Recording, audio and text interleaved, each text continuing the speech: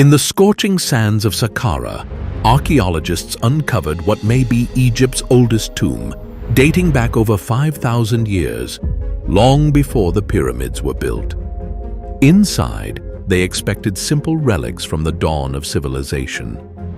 But instead, they found walls covered in unknown symbols, a sealed stone sarcophagus, and artifacts far too advanced for the era. What lay inside this ancient tomb would challenge the very origins of Egyptian history. At first glance, the site didn't appear extraordinary. Saqqara, after all, is home to Egypt's first pyramid, the Step Pyramid of Djoser, and countless tombs that line the desert like pages in a stone library. But this tomb was different. Its walls were carved into bedrock at a depth that suggested immense effort, precision, and purpose. When archaeologists brushed away the sand, they revealed inscriptions older than the pyramids themselves, predating the unification of Upper and Lower Egypt. The hieroglyphs bore names that did not match any known pharaoh, and symbols that seemed almost proto-Egyptian, as if they were written in the very infancy of civilization itself. As the team descended into the shaft, the air turned heavy and stale, untouched since the dawn of Egypt's history. What they uncovered next was something no one expected: the tomb of a man named Khentkaus the Elder, possibly the mother, or perhaps the ruler, of a dynasty that vanished from memory. But even more astonishing was what lay beside her. Artifacts crafted with precision far beyond what scholars believed possible for such an early period. Intricately carved stone vessels that looked machined, copper tools without corrosion, and pigments so vivid they seemed freshly painted. When radiocarbon dating confirmed that the tomb was more than 5,000 years old, older even than Djoser's Step Pyramid, archaeologists realized they were standing in the presence of Egypt's true architectural genesis. This was not just a burial, it was a blueprint, the first whispers of pyramid design and religious ideology that would one day define an empire. Yet something else about the tomb didn't fit the timeline. In 2023, researchers using high-resolution 3D scanning made an astonishing revelation. Beneath the tomb's floor lay a hidden chamber sealed by massive limestone blocks. Inside, they detected faint echoes, hollows that suggested cavities or objects untouched since antiquity. When the chamber was finally breached, what they discovered changed everything. Lying within were two perfectly preserved wooden statues, unlike anything found in early Egypt. One depicted a woman with inlaid crystal eyes so lifelike they seemed to follow the light. The other, a figure of a man holding a ceremonial staff. Both were remarkably intact, so much so that some experts believed they had been intentionally protected, sealed behind layers of stone to safeguard them from the passage of time. But the most haunting find came next. A small alabaster box containing traces of organic residue, perhaps an offering or something far more mysterious. When analyzed, it was found to contain fragments of resin imported from the Levant and a type of oil that did not originate anywhere in Egypt. This suggested that as early as 3100 BCE, the Egyptians were trading across vast distances, connecting with cultures thousands of kilometers away. It painted a picture of a civilization already global before the concept even existed. The walls of the tomb were equally puzzling. Instead of the refined hieroglyphic art seen in later dynasties, these carvings were raw, almost experimental. Yet they showed a deep understanding of proportion and sacred geometry. One wall bore a depiction of what appeared to be a stepped structure rising toward the sun, a design eerily similar to the earliest pyramid forms that would appear centuries later. Could this have been the first conceptual drawing of a pyramid? Archaeologists began to suspect that this tomb might have belonged not to a single noble, but to a transitional figure, someone bridging Egypt's pre-dynastic past and its pharaonic future. One inscription even hinted at the phrase "King's Mother," or Mother of the Two Lands, a title that predates any known queen. If accurate, this could mean that Egypt's earliest central ruler was not a man, but a woman whose influence sparked the unification of the kingdom. Then came an even greater shock. A nearby shaft connected to the tomb revealed skeletal remains unlike any previously found at Saqqara. Tall, elongated, and intentionally bound in linen long before mummification was formally practiced. The discovery forced scholars to rethink when and how the Egyptians first began preserving their dead. Radiocarbon tests dated the linen to around 3400 BCE, centuries before the First Dynasty. It wasn't just Egypt's oldest tomb, it might contain the earliest known evidence of deliberate mummification. Recent discoveries in 2024 have only deepened the mystery. A new analysis using LiDAR scanning revealed faint outlines of additional chambers surrounding the original tomb, an underground complex extending further than expected, hinting that this site could have been part of a larger necropolis that predates even Abydos. The data suggests that beneath the sands may lie an entire city of the dead, Egypt's earliest organized burial ground. And yet, the identity of the tomb's occupant remains cloaked in ambiguity. Was she a forgotten queen, a high priestess, or something more? A divine intermediary between gods and mortals in a world just awakening to the idea of kingship? The ancient Egyptians believed that the afterlife was a mirror of life itself, and every burial was a passage through the veil between worlds. Perhaps then, this tomb was more than a resting place. Perhaps it was a test site, a prototype for eternity. What archaeologists uncovered inside Egypt's oldest tomb changed everything we thought we knew about the origins of civilization. But Egypt isn't the only place rewriting history. Deep in the heart of the Amazon, a new discovery has emerged from the jungle that defies all conventional understanding.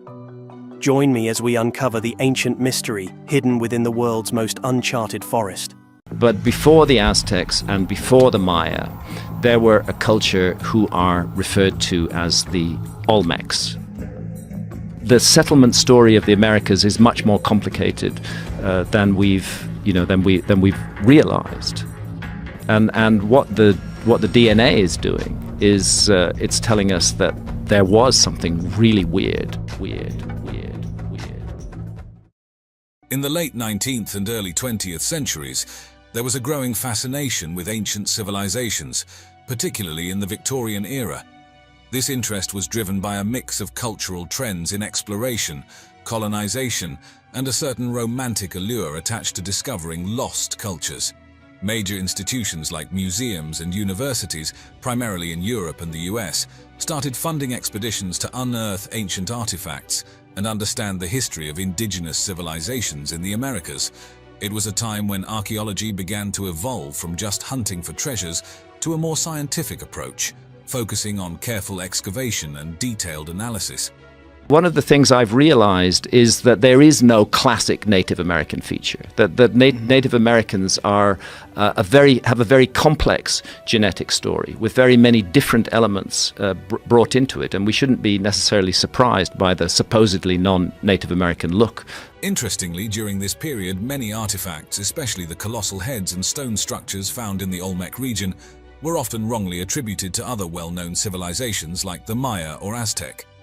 This was largely because the unique aspects of Olmec art and iconography weren't immediately recognized, partly due to a lack of an overall framework to understand the region's history before Columbus. A couple of notable explorers, John Lloyd Stephens and Frederick Catherwood, played a significant role in stirring up interest in Mesoamerican cultures with their explorations and writings, particularly their books on travels in Central America and Yucatan. Their detailed accounts and illustrations captured the public's imagination, sparking a wave of interest in these ancient cultures. While they mainly focused on the Maya, their approach to systematically document their findings and blend travel narratives with scholarly observations greatly influenced future archaeologists studying Mesoamerica. It's been known by archaeologists for quite a long time that there are anomalous skulls in parts of Brazil, which appear to show very strongly Polynesian or African features, very much like the features that we see on the Olmec heads. Around this time, there was also a trend in comparative archaeology, where discoveries from different parts of the world were compared, helping to place Mesoamerican civilizations in a global context. Museums began to transition from just storing artifacts to becoming centers of research and education, playing a crucial role in spreading knowledge about ancient cultures. This era also marked the start of interdisciplinary approaches in archaeology, integrating fields like anthropology, linguistics, and early forms of environmental science. This broader, more inclusive approach helped in piecing together a more comprehensive understanding of ancient civilizations, including the intriguing and complex Olmec culture.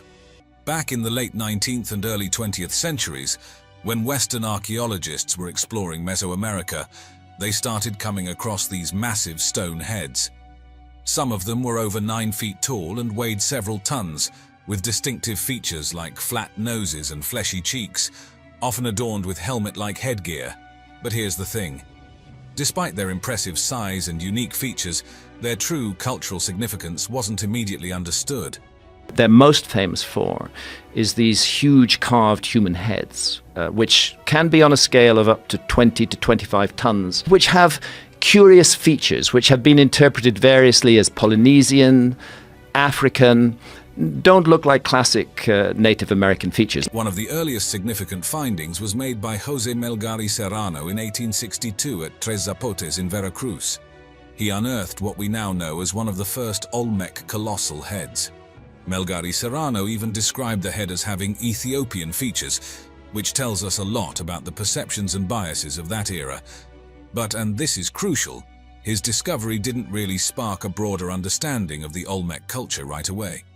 For a long time, these heads were seen more as intriguing oddities rather than pieces of a larger cultural puzzle. It took several decades and a lot more digging before the significance of these heads truly began to be appreciated.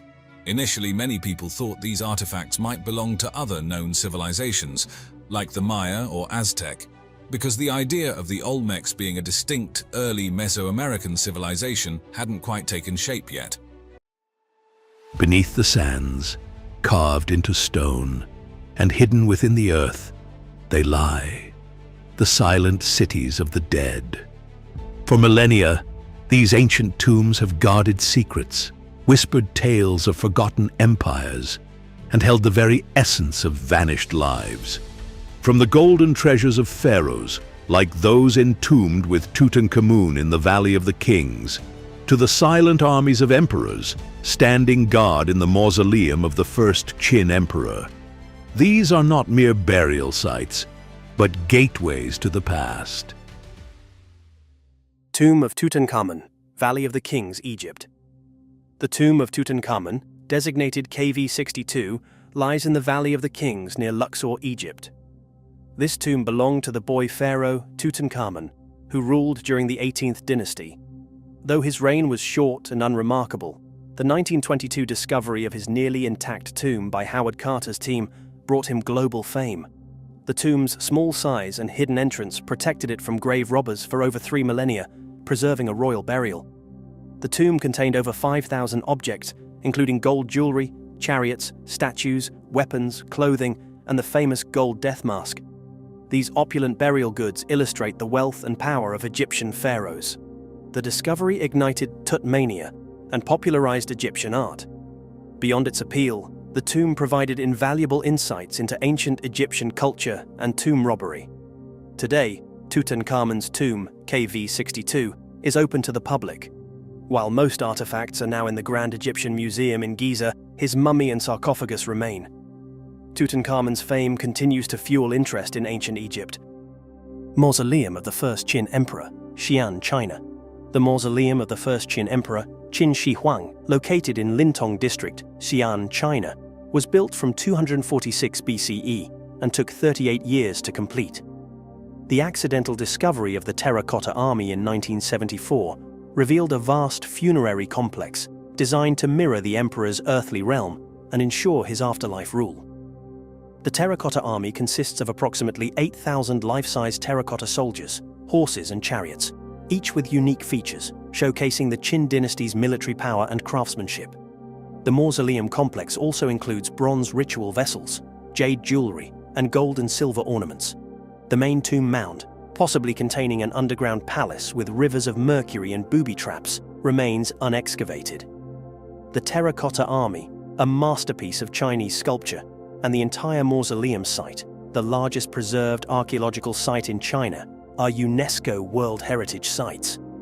The Museum of the Terracotta Warriors and Horses displays a portion of the excavated figures, attracting millions of visitors. The decision to leave the main tomb mound unexcavated reflects the challenges and ethical considerations of preserving such a complex site. Tomb of the Lord of Saipan, Huaca Rajada, Peru. Located in Huaca Rajada, Peru, the Tomb of the Lord of Saipan, a high-ranking Moche warrior priest, is a significant archaeological discovery. The intact tomb, dating to 600 to 650 AD, was discovered in 1987 by Dr. Walter Alva. The Lord of Saipan was buried with opulent grave goods, including gold, silver, and precious stones. Notable finds include a gold and turquoise mask and necklaces featuring gold and silver peanuts. He was also buried with remains of 6 others and animals, suggesting complex burial rituals. The artifacts underscore his high social status and religious importance. The discovery provides unprecedented insights into Moche culture. The artifacts are now housed in the Royal Tombs of Saipan Museum in Lambayeque, Peru. Newgrange Burial Mound, County Meath, Ireland. Located in Boyne Valley, County Meath, Ireland, Newgrange, burial mound dates back to 3200 BCE, predating Stonehenge and the Great Pyramids. Many archaeologists regard it as Europe's most impressive Stone Age burial site. The large circular mound, once surrounded by standing stones, measures 279 feet in diameter. Its entrance leads to a 62-foot passage opening into a central chamber with 3 alcoves. Stones at Newgrange have carvings of spirals, zigzags, and other patterns, possibly related to astronomical events. Rediscovered in 1699, archaeological investigations revealed its significance. Newgrange aligns with the winter solstice sunrise, illuminating the chamber. This suggests advanced astronomical understanding and connection to celestial cycles.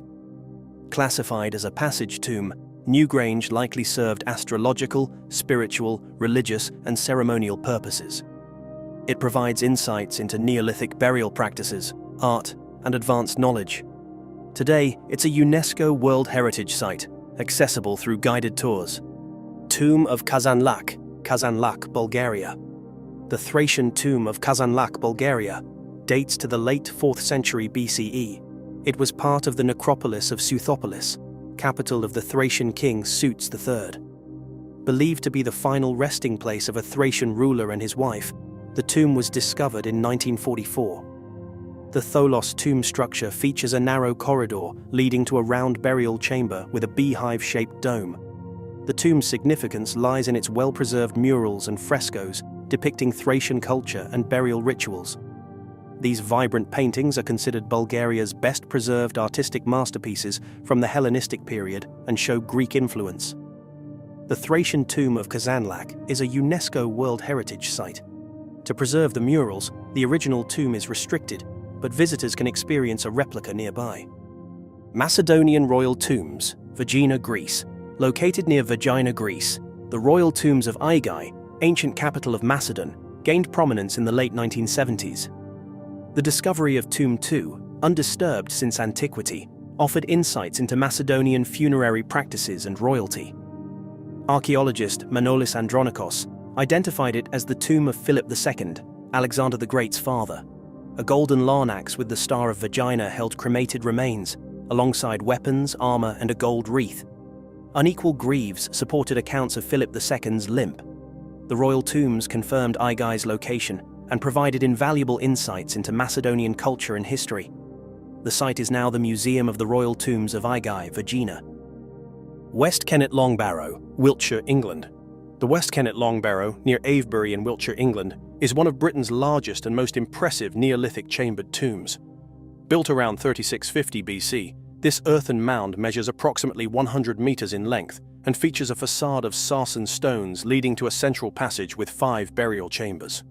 Excavations have revealed the remains of at least 46 individuals, along with pottery, beads, and stone implements. Evidence suggests that the bones were rearranged over time, indicating complex burial rites. The construction of the Long Barrow would have required significant labor, highlighting its importance to the prehistoric inhabitants. The site is part of the Avebury and Stonehenge UNESCO World Heritage Site and provides insights into Neolithic burial practices and beliefs. Qom el-Shakafa Catacombs, Alexandria, Egypt. The catacombs of Qom el-Shakafa in Alexandria, Egypt, blend ancient Egyptian and Greco-Roman funerary traditions. This multi-level burial site dates to the 2nd century AD. Accidentally rediscovered in 1900, the catacombs extend 30 meters deep, and feature a spiral staircase leading to a rotunda and a Roman-style dining hall. The artwork and architecture display a unique mix of Egyptian, Greek, and Roman styles. The catacombs could hold up to 300 bodies, with the Hall of Caracalla possibly serving as a mass burial chamber. Considered the largest Roman burial site in Egypt, offering insight into the funerary customs and artistic fusion of Greco-Roman Egypt. This is the first discovery of an Egyptian royal's tomb in more than a century, since Tutankhamun's tomb was famously uncovered in 1922. What makes this tomb special? And why do pharaonic royal tombs continue to inspire global frenzy?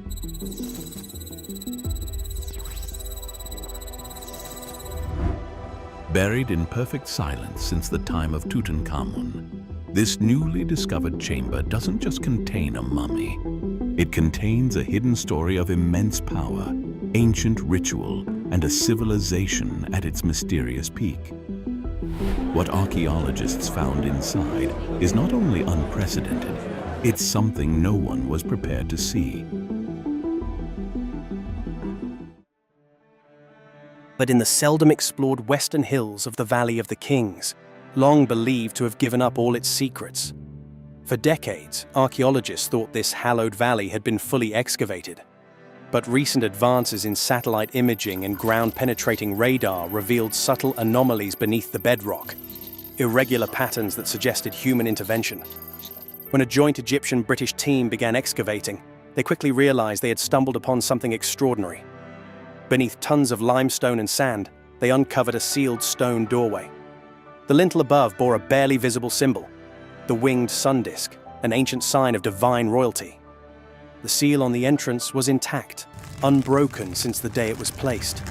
As they breached the entrance, a rush of dry air emerged, air that hadn't been disturbed in over 30 centuries. What they saw inside left even the most experienced archaeologists stunned. Unlike Tutankhamun's tomb, lavish but hastily constructed, this chamber was symmetrical, elegant, and completely untouched. Not a single artifact had been looted. Everything lay exactly as it had been placed millennia ago. The walls were covered in vibrant frescoes, colors still glowing as if painted yesterday, depicting mythic journeys through the afterlife. But these murals were different from any seen before. At their center stood a regal woman, crowned, robed, and bathed in rays of golden light. Could this be the lost queen scholars have speculated about for generations? The identity of the tomb's occupant is still being verified, but early translations of the cartouches etched onto the sarcophagus hint at a name long erased from history, possibly Neferuaten, the enigmatic female pharaoh believed to have ruled after Akhenaten during one of Egypt's most turbulent periods. Others suggest she could be a powerful daughter of Amenhotep III, or perhaps a high priestess elevated to divine status. Whoever she was, she commanded extraordinary reverence. Her burial chamber overflowed with symbolic items, ritual vessels, ceremonial weapons, papyri scrolls, and rare gemstones. 4 pristine alabaster canopic jars rested beside her coffin. She was not just buried with treasure. She was enshrined in a curated spiritual archive, each artifact a piece of a complex theological puzzle. But the most shocking discovery was not the treasure. It was the preservation of the body. The mummy lay in a golden sarcophagus, perfectly sealed. CT scans revealed the woman was in her early 30s at the time of death. Her body showed no sign of trauma or illness, preserved with such skill that even the delicate tissues of her eyelids and fingertips remained intact. Her arms were crossed in the royal pose, an unmistakable sign of kingship. Resin from the embalming process remained glossy in the sealed environment, as though applied only days earlier. And there was her face, delicate, serene, adorned with a golden funerary mask. Her eyes, rendered in obsidian and quartz, gazed upward eternally. It was as if she had simply fallen asleep. Even more astonishing was a cache of papyri found at her feet, stored in a golden shrine. These scrolls, written in flowing hieratic script, appear to contain a series of hymns, invocations, and personal reflections. Early interpretations suggest they may represent the only first-hand writings ever discovered from a royal woman of ancient Egypt.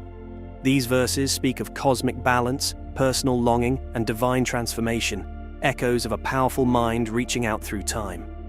The deeper archaeologists explored, the more they uncovered. A side chamber led to a room unlike any other, a circular sanctuary containing 12 miniature sarcophagi. Arranged with deliberate symmetry, each small coffin held rare and symbolic contents: dried lotus flowers, tiny birds, wrapped lizards, and even a perfectly preserved juvenile crocodile. These were not offerings in the traditional sense. They appear to represent metaphysical elements, perhaps guardians, perhaps fragments of the soul, or maybe something more esoteric altogether. It was a funerary design never before seen, complex, intentional, and ritualistic. Experts now believe this woman was not just royalty.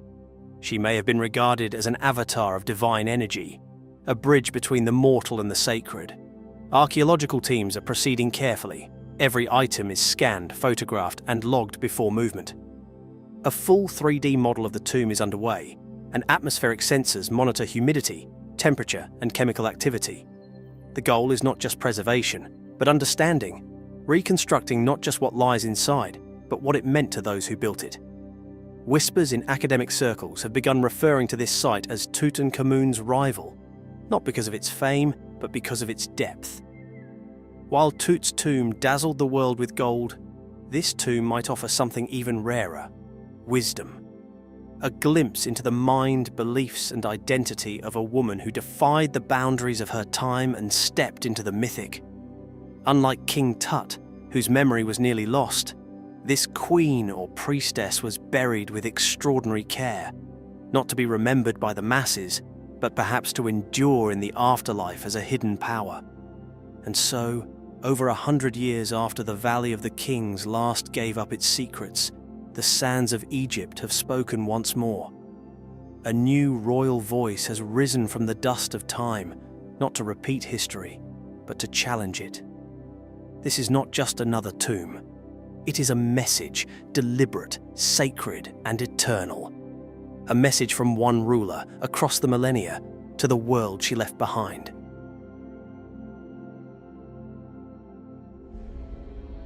And just when we thought the sands of Egypt had revealed their final secret with this stunning royal tomb, another discovery has shaken the world of archaeology.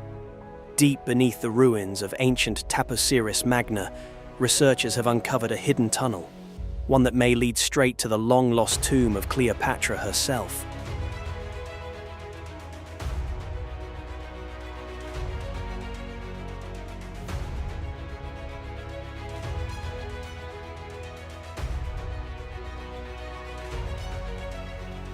For over 4,000 years, the Great Pyramid of Giza has stood as the last surviving wonder of the ancient world. Its sheer size, its perfect alignment to the stars, and its mystery captivating every generation. Yet Egypt has a way of confronting us with discoveries that feel more like warnings than revelations. Not long ago, a sealed black sarcophagus was unearthed in Alexandria. When opened, it released toxic fumes so foul that workers recoiled in horror. Inside was not treasure, but a strange black liquid swirling around the skeletal remains of 3 figures. The find was so disturbing it sparked immediate government intervention, with some whispering it was never meant to be opened at all. Not long ago in Alexandria, workers unearthed a sealed black sarcophagus buried deep beneath a city street. Its massive lid had not been moved in over 2,000 years. But when it was pried open, the air filled with a putrid stench so overpowering that those present recoiled in horror. Inside, archaeologists found not treasure, but 3 decomposed skeletons floating in a strange black liquid. The fumes were toxic, and the discovery so unsettling that officials intervened immediately, sparking worldwide speculation about whether the sarcophagus had been deliberately sealed to keep its contents hidden from mankind. If such an ominous warning could lie beneath an ordinary street, then what might still lurk inside Egypt's most enigmatic monument, the Great Pyramid itself? This question has haunted generations, and today it may be more urgent than ever. For centuries, explorers believed they had mapped every chamber within the Great Pyramid. But modern scanning technology has changed everything. Using cosmic ray muons, subatomic particles that rain down from space, scientists peered through the solid stone and discovered a shocking anomaly. A massive hidden void sealed above the Grand Gallery, large enough to fit a passenger plane.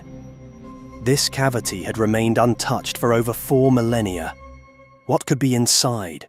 A forgotten burial chamber, a secret archive, or something deliberately concealed, just like the black sarcophagus? The mystery deepened when robotic probes were sent into smaller shafts branching off the Queen's chamber. These tight passageways had long been blocked by limestone doors sealed with copper handles. When a tiny camera squeezed through, what it revealed left researchers speechless. Strange markings were etched into the stone, symbols that predated the formal Egyptian hieroglyphic system, almost as though they were warnings. And scattered within the dust lay fragments of an unknown metallic substance. Unlike copper, bronze, or gold, this material seemed immune to corrosion, gleaming as though untouched by time. Was this evidence of a lost technology, or something not of this earth? The parallels to the black sarcophagus are chilling. In both cases, what was sealed away seemed never meant to be disturbed. And just as the sarcophagus released toxic fumes, the pyramid's secrets came with their own dangers. In 2023, a team probing near one of the blocked shafts reported sudden radiation spikes, levels far above background. Their equipment failed mysteriously, and within days, one of the lead researchers fell gravely ill with symptoms doctors could not explain. Had they triggered something designed to ward off intruders? Was this the ancient equivalent of a trap, or the side effect of something still active inside? This leads to the most haunting question of all. Why seal these chambers so carefully? Some scholars argue that the Great Pyramid was never just a tomb. Its flawless alignment with Orion's belt, its proportions linked to Earth's geometry, and its internal passages suggest it may have been designed as much for function as for ritual.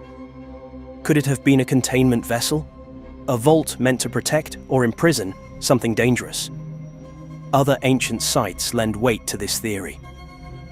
In Teotihuacan, Mexico, sealed tunnels beneath the Temple of the Feathered Serpent were discovered filled with mercury, believed to represent rivers of the underworld. In China, the unopened tomb of the first emperor still leaks toxic mercury vapors so deadly that scientists refuse to break its seal. These global echoes hint that ancient civilizations may have shared a grim understanding that certain powers, once unleashed, were too hazardous for the living. And now, inside the Great Pyramid, ground-penetrating scans from 2024 show geometric structures within the hidden void, organized forms, perhaps rooms within rooms. If these are indeed chambers, then the pyramid may be far more complex than we ever imagined. Some researchers whisper that the pyramid is not just a monument, it is a labyrinth, a stone machine built to contain knowledge, forces, or artifacts too dangerous to expose. The ancient Egyptians themselves warned of such dangers.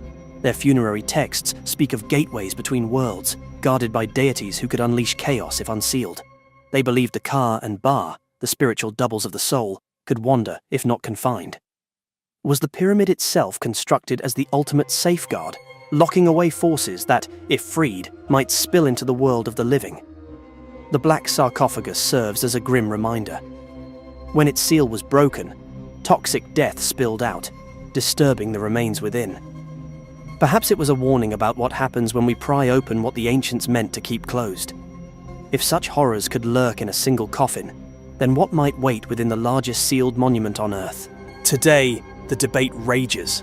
Some archaeologists demand restraint, insisting that opening these voids may unleash dangers we cannot predict.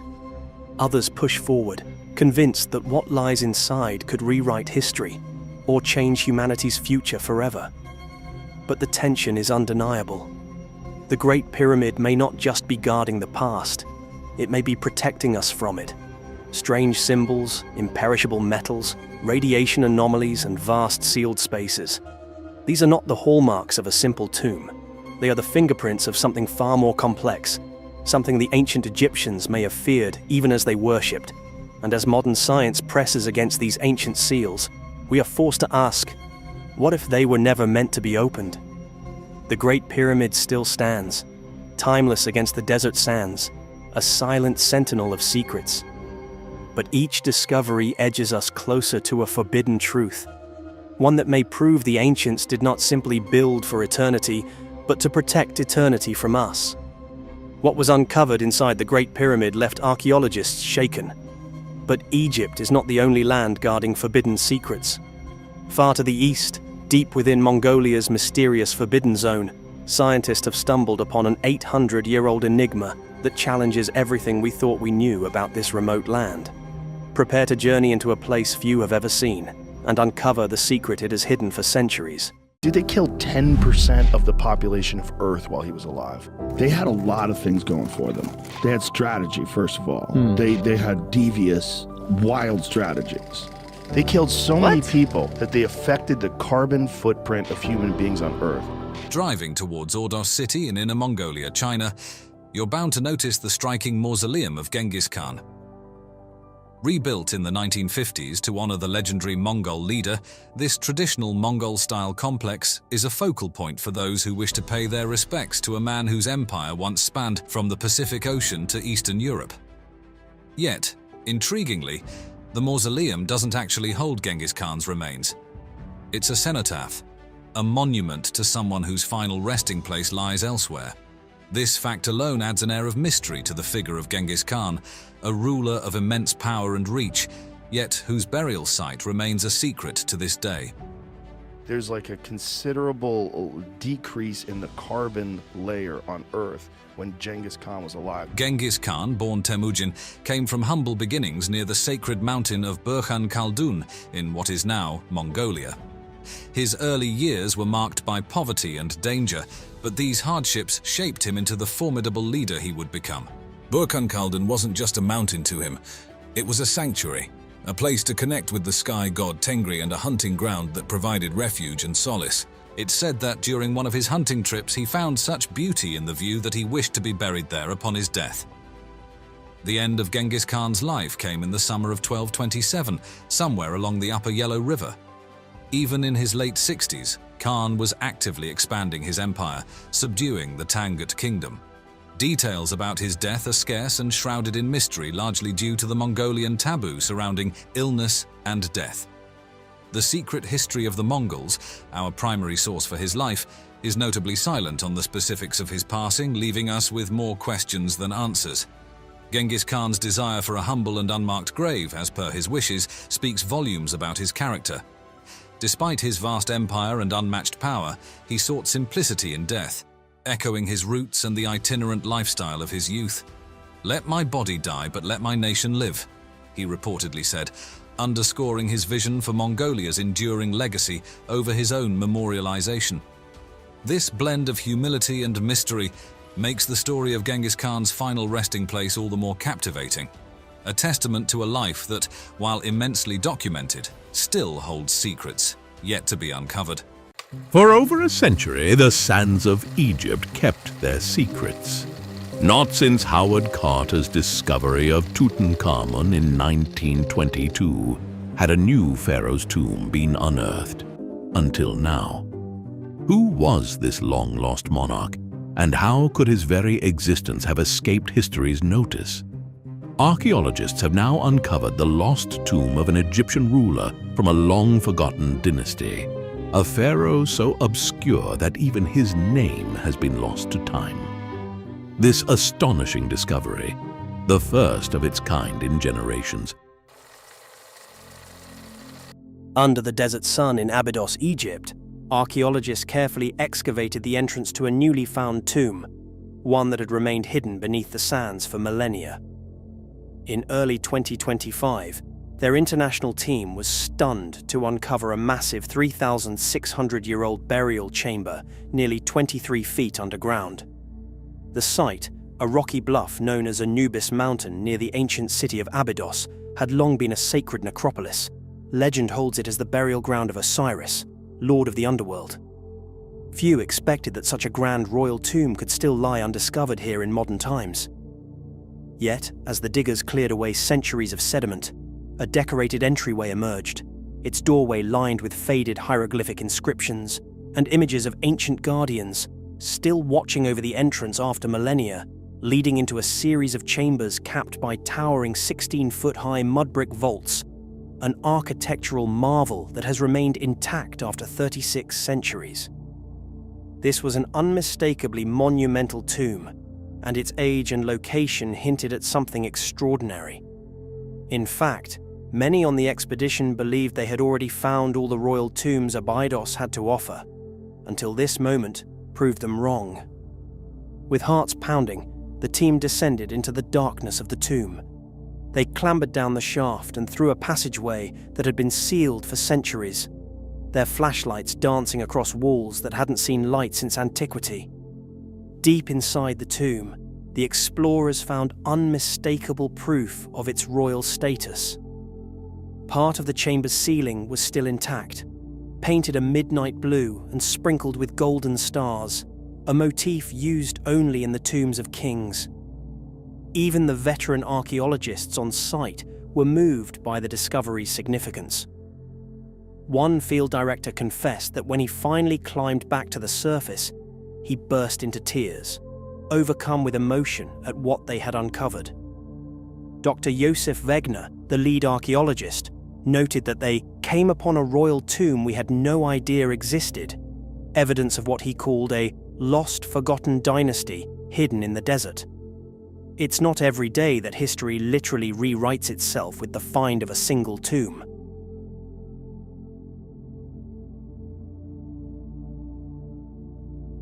Yet for all its grandeur, the tomb itself held a haunting absence. Inside the burial chamber there was no mummy, no treasure, not even a name. The pharaoh's remains and funerary goods had vanished without a trace.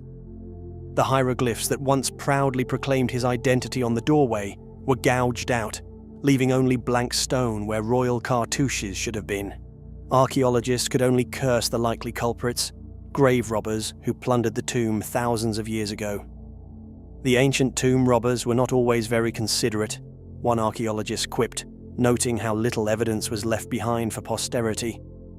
From the tomb's grand design, it was clear this had been a richly equipped burial, precisely the kind that would attract plunder in ancient times.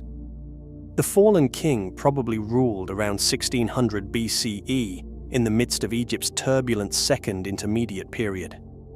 Egypt was fractured into multiple rival kingdoms, as many as 4 coexisting rulers according to historians, and even a pharaoh's eternal rest could be violently interrupted, his name and body consigned to oblivion by the sands of time. All hope is not lost for identifying this mysterious monarch. Archaeologists are now widening their search in the sands around the tomb, determined to unearth any clue the looters might have missed. There's significant potential in the orbit of the tomb, one researcher noted. Perhaps a fragment of a stone vessel or a discarded canopic jar, still bearing the pharaoh's name, lies hidden nearby. Even the smallest discovery could crack this royal mystery wide open. Even a few broken artifacts can reveal a pharaoh's identity. Inscribed alabaster jar fragments from other tombs have borne the names of kings like Thutmose II and Queen Hatshepsut, tiny clues that confirmed their ownership. If a similar fragment lies hidden here in Abydos, it could finally tell archaeologists whom this tomb belonged to. There's even a tantalizing possibility that this pharaoh's story may yet have another chapter. Some experts suspect that when the tomb was desecrated, the king's ancient priests or descendants might have rescued his mummy and whatever treasures they could, reburying them in a secret cache for protection. In our mind's eye, we can imagine the aftermath. Loyal priests or family members returning by moonlight to the desecrated tomb, determined to save their beloved ruler's soul. Perhaps they gathered up the pharaoh's mummified body and the remaining sacred relics, then spirited them away to a safer hiding place, far from prying eyes. In fact, the expedition team has hints of where a second tomb or hidden chamber might be, a place where this long-lost ruler could have ultimately been laid to rest after all. If such a find is made, it would turn this apparent tragedy of a plundered grave into an archaeological triumph, recovering the very legacy that robbers tried to erase. For Egyptologists and history lovers alike, the implications of this find are immense. Even without glittering riches, this empty tomb is a treasure trove of knowledge, a chance to illuminate a forgotten chapter of Egypt's past. Each hieroglyph and artifact retrieved helps scholars piece together the lineage of a long-lost dynasty, filling gaps in the timeline of pharaohs. Just a decade ago, nobody even knew this dynasty existed. Now we have evidence of multiple unknown kings who ruled and died in the shadows of history. And with 2 pharaonic tombs unearthed in rapid succession after so many decades of silence, archaeologists are daring to hope that more surprises still lie buried in the sands. The desert, it seems, still holds many secrets. One can only wonder, what other long-lost wonders lie buried, waiting for the next explorer to unearth them? As the dust settles on this discovery, one thing is certain. The lost tomb of this forgotten pharaoh has proven that even in the modern age, there are wonders in Egypt waiting to be unearthed.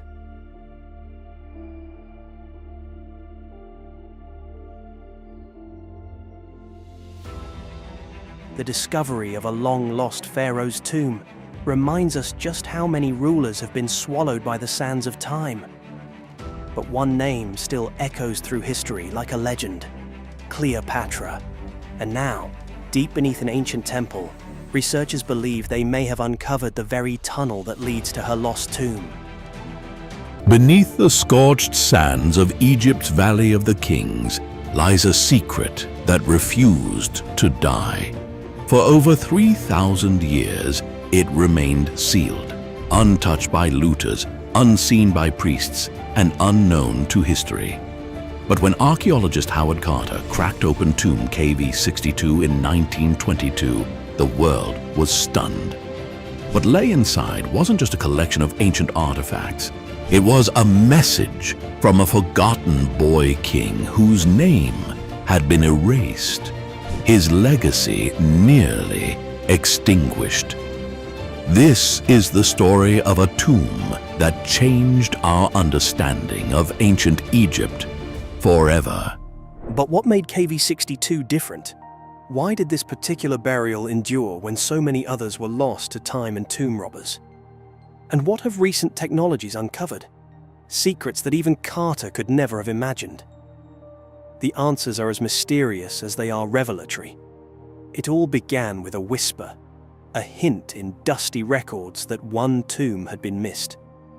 In the early 20th century, the Valley of the Kings was considered nearly exhausted.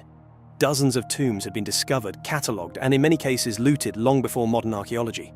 But Carter was convinced there was one more, a minor pharaoh, a forgotten ruler. He kept digging year after year, until on November 4th, 1922, a waterboy tripped on a stone step buried beneath rubble. That moment triggered the most extraordinary find in archaeological history. Tomb KV62 wasn't grand from the outside.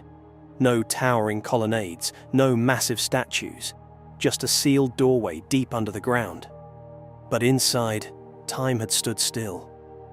The antechamber was packed. Golden beds shaped like divine animals, gilded chariots, ceremonial weapons, and intricately painted boxes. But the real treasure was deeper still, the sealed burial chamber. Within it lay 3 nested coffins. The innermost was solid gold, and inside, resting in death much as he did in life, was Tutankhamun, a boy who had become king at just 9 years old, ruling during one of Egypt's most tumultuous periods. But who was Tutankhamun? And why was his tomb so modest compared to other pharaohs? That's where the mystery deepens. Tutankhamun ruled during the 18th dynasty, an era dominated by religious upheaval. His father, the heretic king Akhenaten, had attempted to dismantle Egypt's entire pantheon in favor of a single deity, the Aten. When Tutankhamun ascended the throne, he reversed these reforms, restoring the traditional gods and the capital city of Thebes. But he died young, around age 18, and it seems his tomb was a hurried affair, likely built for someone else and repurposed at the last minute.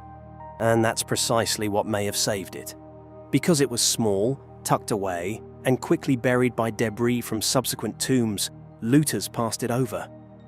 While nearly every royal burial in the valley was ransacked in antiquity, KV62 escaped notice, hidden in plain sight.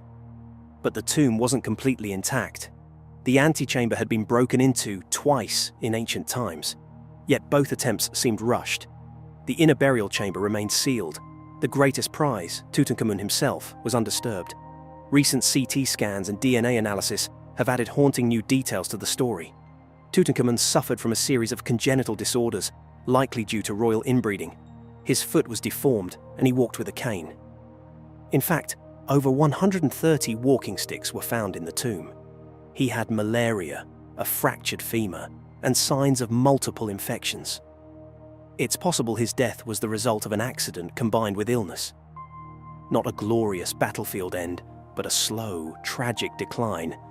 And yet, the treasures buried with him defy his modest legacy. A dagger forged from meteorite iron, a golden mask inlaid with lapis lazuli and obsidian, thrones carved with images of a young pharaoh embraced by his queen, Ankhesenamun. These artifacts whisper stories of devotion, power, and divine authority. In death, Tutankhamun became immortal, not as a mighty conqueror, but as a symbol of rediscovered wonder. But even a century after its discovery, KV62 continues to reveal new secrets. In 2015, radar scans suggested the possible existence of hidden chambers behind the tomb walls.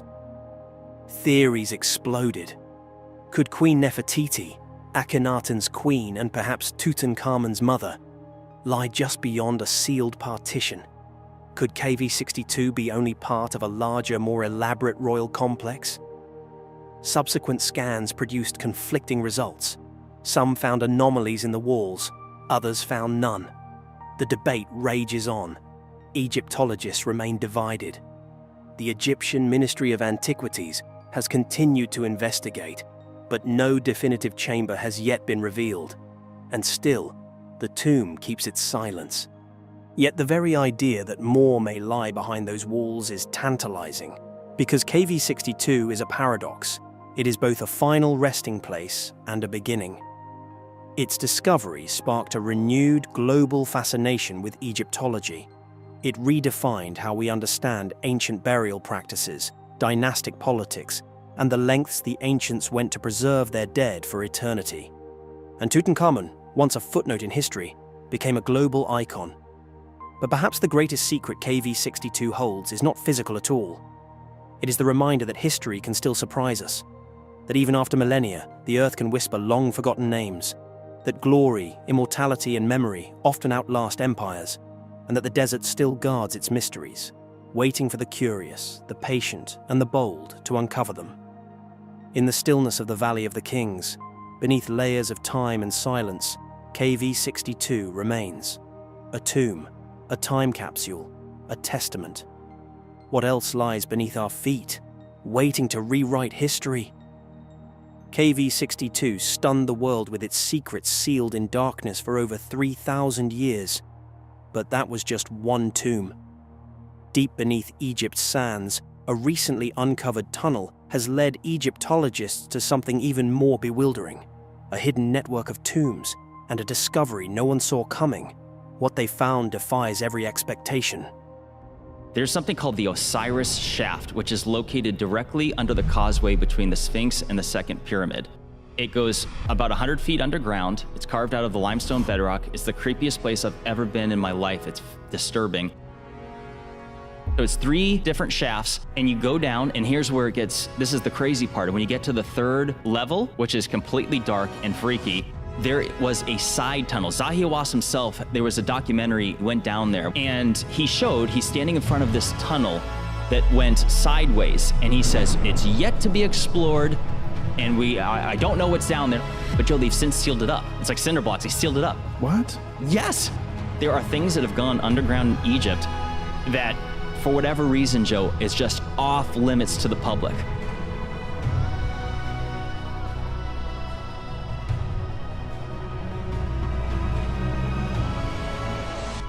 Under the blazing Egyptian sun, archaeologists have just opened a tomb sealed for over 4,000 years. Inside is a chamber no human has entered since the day it was locked in the age of the pharaohs. What's inside could rewrite what we know about ancient Egypt and change our understanding of one of history's greatest civilizations. It began not with fanfare, but with an unassuming excavation on the edge of the Saqqara necropolis. Archaeologists were following the faint outlines of collapsed stone walls when they struck a passageway, its entrance choked with rubble, its presence unmarked on any map. The shaft descended deep into the earth, each step carrying them closer to an age when the pyramids were still young. At the end lay a wall of limestone blocks, sealed with a mortar that had hardened like steel, and stamped with the royal cartouche of a name few had seen before. It was the signature of a ruler whose story had vanished from the records. The moment the final stone was pried free, the team was met with a silence so profound it felt almost deliberate.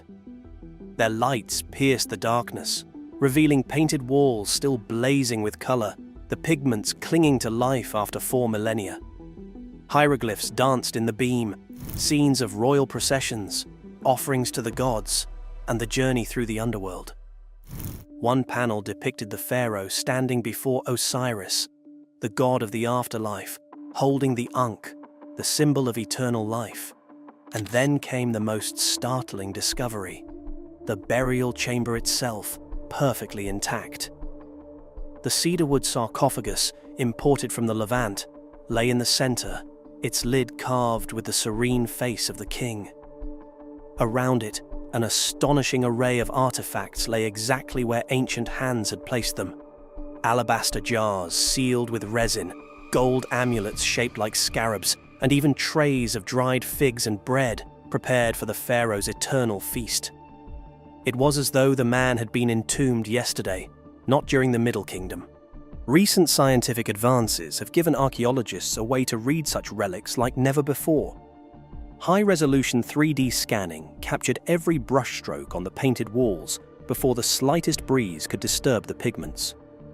Residue analysis on the jars revealed traces of honey still sweet and perfumed oils whose scent lingered faintly in the air, a sensory bridge to a vanished world. Most astonishing of all, the linen wrappings inside the sarcophagus had not fully decayed.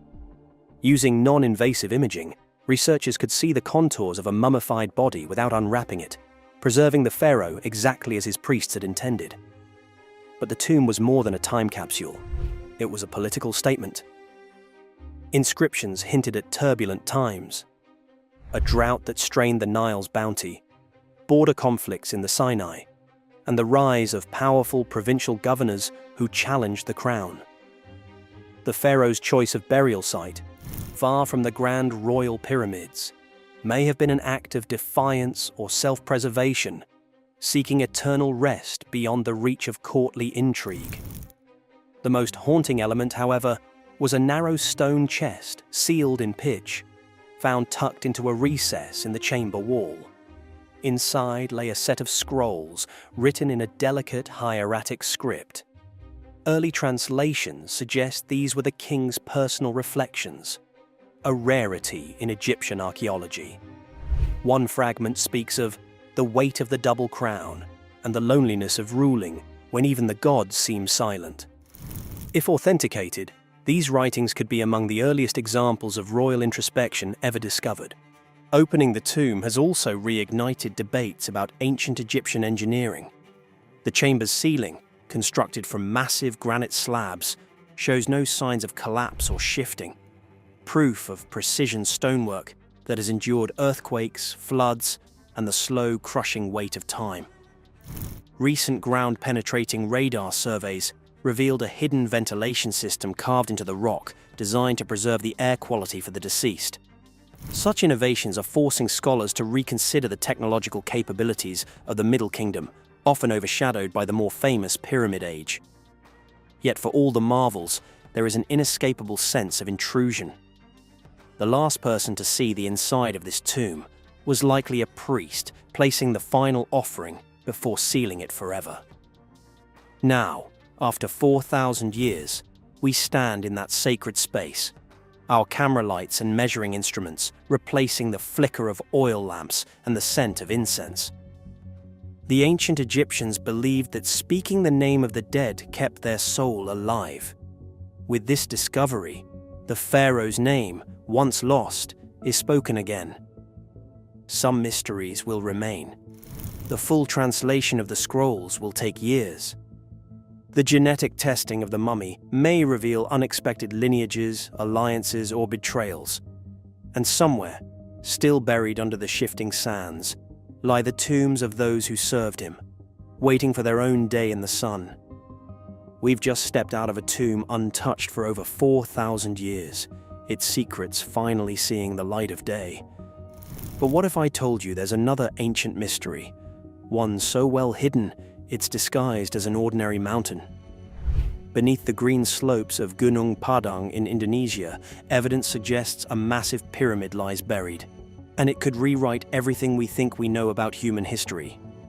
High in the misty highlands of West Java, Indonesia, an ancient secret sleeps beneath the earth. This is Gunung Padang, a lush, emerald green hill crowned with mysterious stone ruins.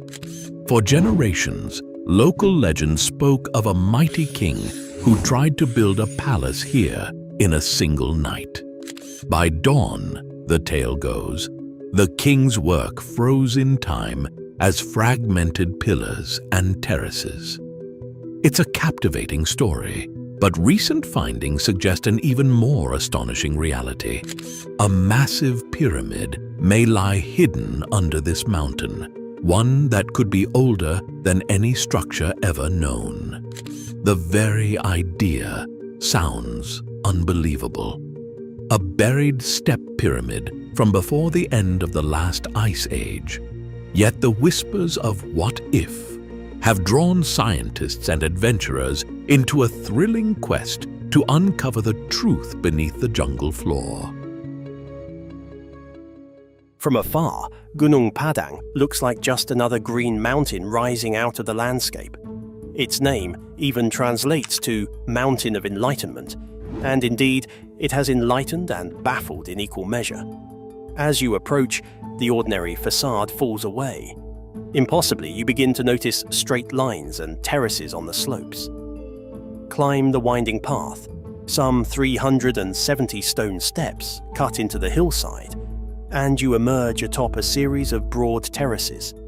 There are 5 distinct levels stepping up the summit, each smaller than the last, framed by crumbling retaining walls of stacked volcanic stone.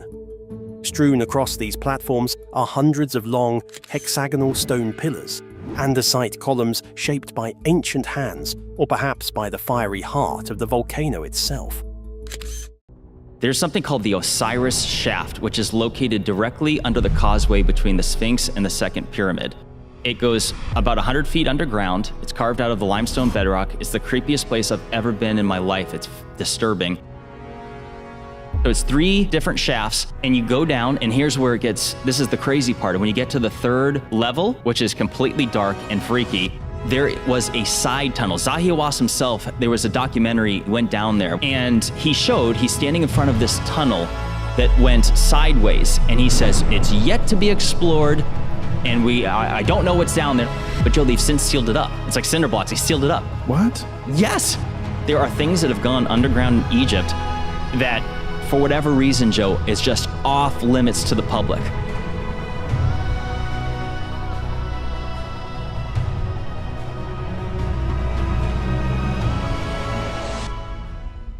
Beneath the Giza Plateau, near the Great Sphinx and pyramids, lies a mysterious structure that may reshape our understanding of ancient Egypt. Known as the Osiris Shaft, this subterranean complex challenges conventional timelines. Could it predate the pyramids? And what was its true purpose? Recent discoveries and a groundbreaking dating method have led Egyptologists to rethink what they thought they knew about this ancient civilization. The Osiris Shaft descends 35 meters into the bedrock beneath the causeway leading to the Sphinx. It comprises multiple levels, with the lowest chamber housing a granite sarcophagus surrounded by water. This chamber is sometimes referred to as the Tomb of Osiris. But what exactly was this structure intended for? Its purpose remains shrouded in mystery, with no clear answers in sight. One of the most intriguing aspects of the Osiris Shaft is the unusual material used in one of the sarcophagi. Egyptologists discovered a stone unlike anything previously found in Egypt. How did it end up here, deep in the bedrock? Even stranger, the structure itself seems to have been designed without easy access in mind. There are no steps or ladders leading down to its depths. The ones installed now were placed there by modern archaeologists, suggesting that the ancient builders had no intention of facilitating frequent visits. The logistics of moving the massive sarcophagi, some weighing up to 40 tons, further deepen the mystery. How were they lowered with such precision into the shaft, which itself was not designed for easy entry or exit? The precision required to lower these gigantic objects without error suggests a technological ability that we do not fully understand. One sarcophagus found on the second level was particularly remarkable. It was covered in a thin film of bitumen, with a metallic coating beneath it. This metal, containing elements like lead and zinc, is puzzling. Why use a metallic coating inside a sarcophagus? Lead, in particular, raises questions, as it is known today for its use in radiation shielding. Could the ancient Egyptians have been aware of this? Moreover, measurements showed unusually high levels of gamma radiation inside the sarcophagus, further hinting at a function beyond burial. The method used to date one of these sarcophagi, called optical thermoluminescence, measures the last time the stone was exposed to light. The results suggested a date as far back as 3,350 BCE, centuries before the accepted construction dates of the pyramids.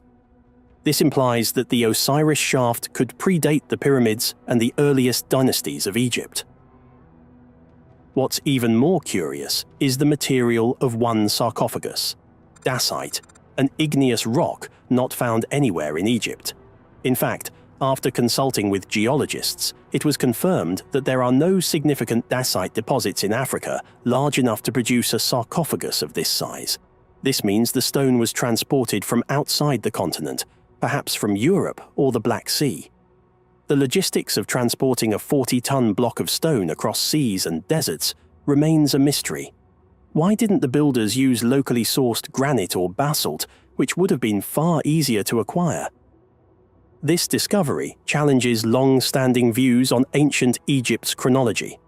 The dating method used reveals a time well before the pyramids, offering a glimpse into a distant past.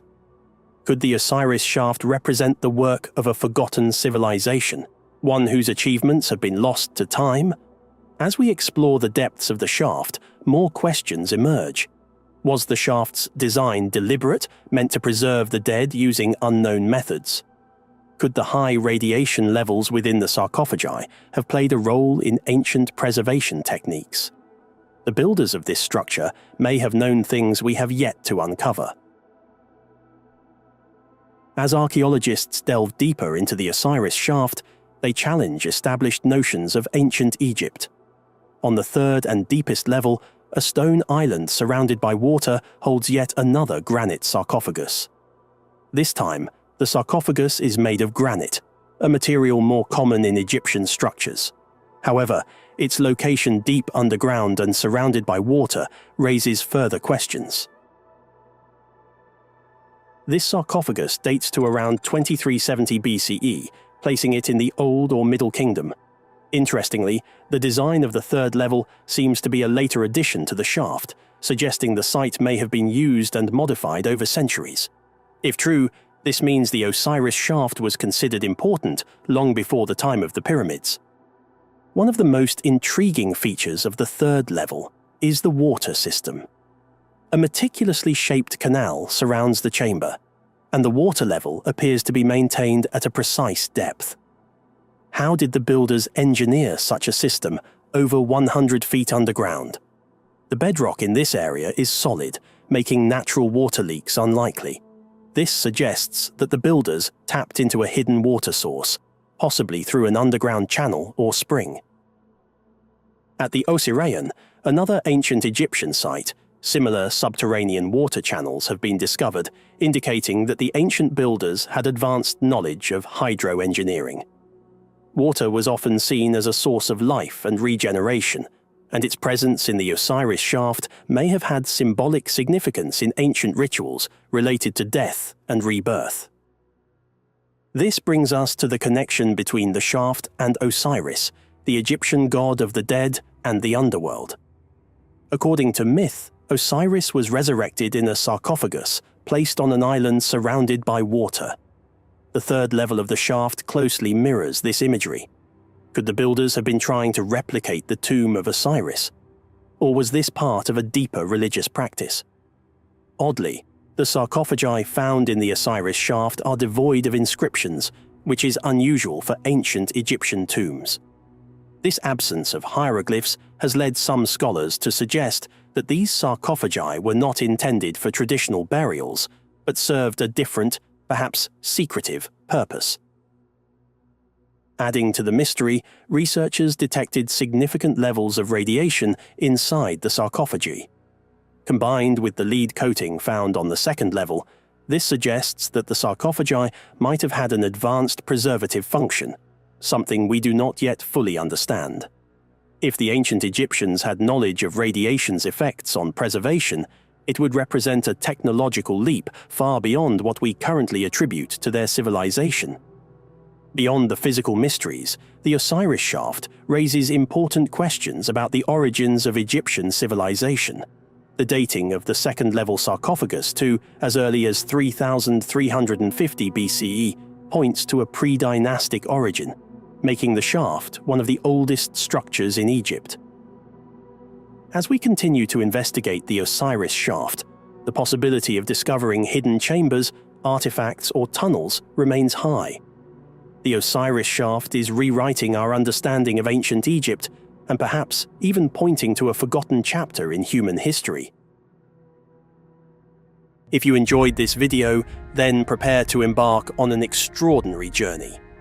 Our next adventure takes us to the heart of Egypt, where we'll unravel the mystery surrounding an ancient pharaoh shrouded in legend. This extraordinary ruler was said to be half human, reigning for an astonishing 16,000 years, a feat that defies the boundaries of modern science. It's a story filled with intrigue and enigma, one that's bound to leave you questioning the very limits of our understanding.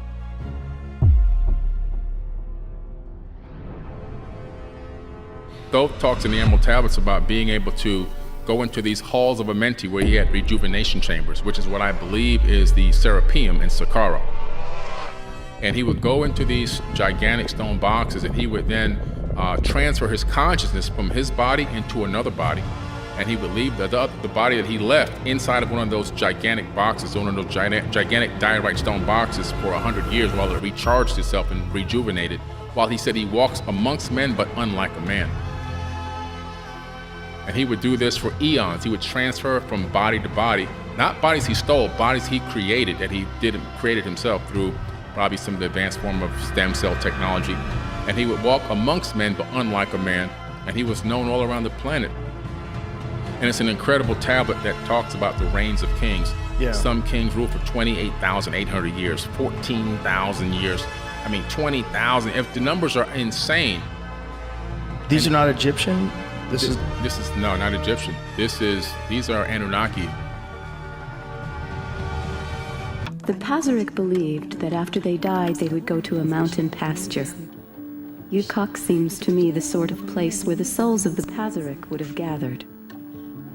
You feel that you're about to unveil a secret when you open the lid. You don't know what's inside. A face or something else might appear through the ice.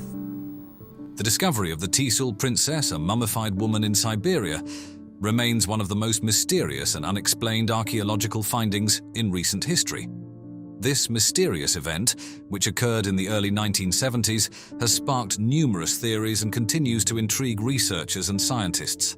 The Tisul Princess was discovered in September 1969 in the village of Rzavchik, Tisulskago, located in the Tisul district of Kemerovo Oblast, Siberia. One of the most important discoveries this century in the context of archaeological discipline.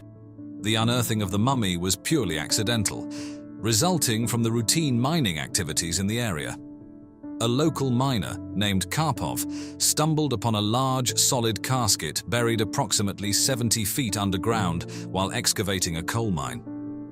As Karpov and his colleagues worked to extract the casket, they were taken aback by its unusual design and pristine condition. The casket, made of a type of pinkish-white marble and sealed with an unknown black resin, stood out against the surrounding earth and coal. Upon closer inspection, they noticed that the resin had preserved the casket in such a way that it appeared almost new, despite the coal around it being millions of years old. The miners, driven by curiosity and a sense of duty to uncover what they had found, decided to open the casket. To their astonishment, the interior was filled with a pinkish-blue liquid that seemed to have preserved the contents perfectly. Inside, they found the remarkably well-preserved body of a woman. She appeared to be in her 30s, with European features, long, dark hair, and dressed in a delicate lace dress. Her hands were crossed over her chest and she wore an ornate silver tiara on her head. The woman's body showed no signs of decay, and her skin retained a lifelike elasticity and color, almost as if she were merely sleeping. This level of preservation, especially in such an ancient burial, was unprecedented. Additionally, the advanced craftsmanship of her dress and accessories suggested a high level of civilization and technological prowess that contradicted the historical timeline of human development. Word of the discovery quickly spread throughout the village and beyond. Local authorities were notified, and soon after, a team of Soviet scientists and archaeologists arrived at the site to examine the find. The initial excitement was tempered by a sense of caution and concern, as the discovery posed numerous unanswered questions and potential ramifications. The scientists who inspected the casket and its contents were baffled. The preservation method, the composition of the preserving liquid, and the advanced nature of the artifacts found with the body all defied conventional understanding. Preliminary tests indicated that the burial dated back tens of thousands of years, which contradicted established historical and archaeological records of human civilization in the region. Several aspects of the Tisul Princess discovery added to its mysterious nature. Firstly, the depth at which the casket was found suggested it had been buried for an extraordinarily long period, far beyond the scope of known human history. Secondly, the preservation liquid, upon analysis, contained a complex mixture of chemicals that did not match any known natural or synthetic substances available at the time. Moreover, the fact that the woman appeared to be of European descent in a region historically inhabited by nomadic tribes added another layer of intrigue. Her sophisticated attire and the craftsmanship of her accessories hinted at a highly advanced and possibly forgotten civilization. As the implications of the discovery became apparent, the Soviet government took a keen interest in the case. The site was quickly cordoned off, and all information related to the find was classified. The casket and the remains of the Tisul Princess were transported to a secure research facility for further study. Researchers were sworn to secrecy, and local villagers were warned not to speak of the event. This level of secrecy fueled numerous conspiracy theories and speculative narratives about the true nature of the Tisul Princess. Some suggested that the discovery posed a significant threat to the established historical narrative, while others believed it was evidence of extraterrestrial involvement or an advanced ancient civilization. In the years following the discovery, information about the Tisul Princess remained scarce and highly controlled. Occasional leaks and accounts from those involved in the original find suggested that the researchers had made significant but undisclosed breakthroughs in understanding the preservation techniques and the origins of the artifacts. One particularly intriguing theory that emerged was the idea that the Tisul Princess could be an ancient escape pod from an advanced civilization that had either originated on Earth and disappeared, or come from another planet. This theory was partly fueled by the advanced technology evident in the preservation methods and the composition of the casket and its contents.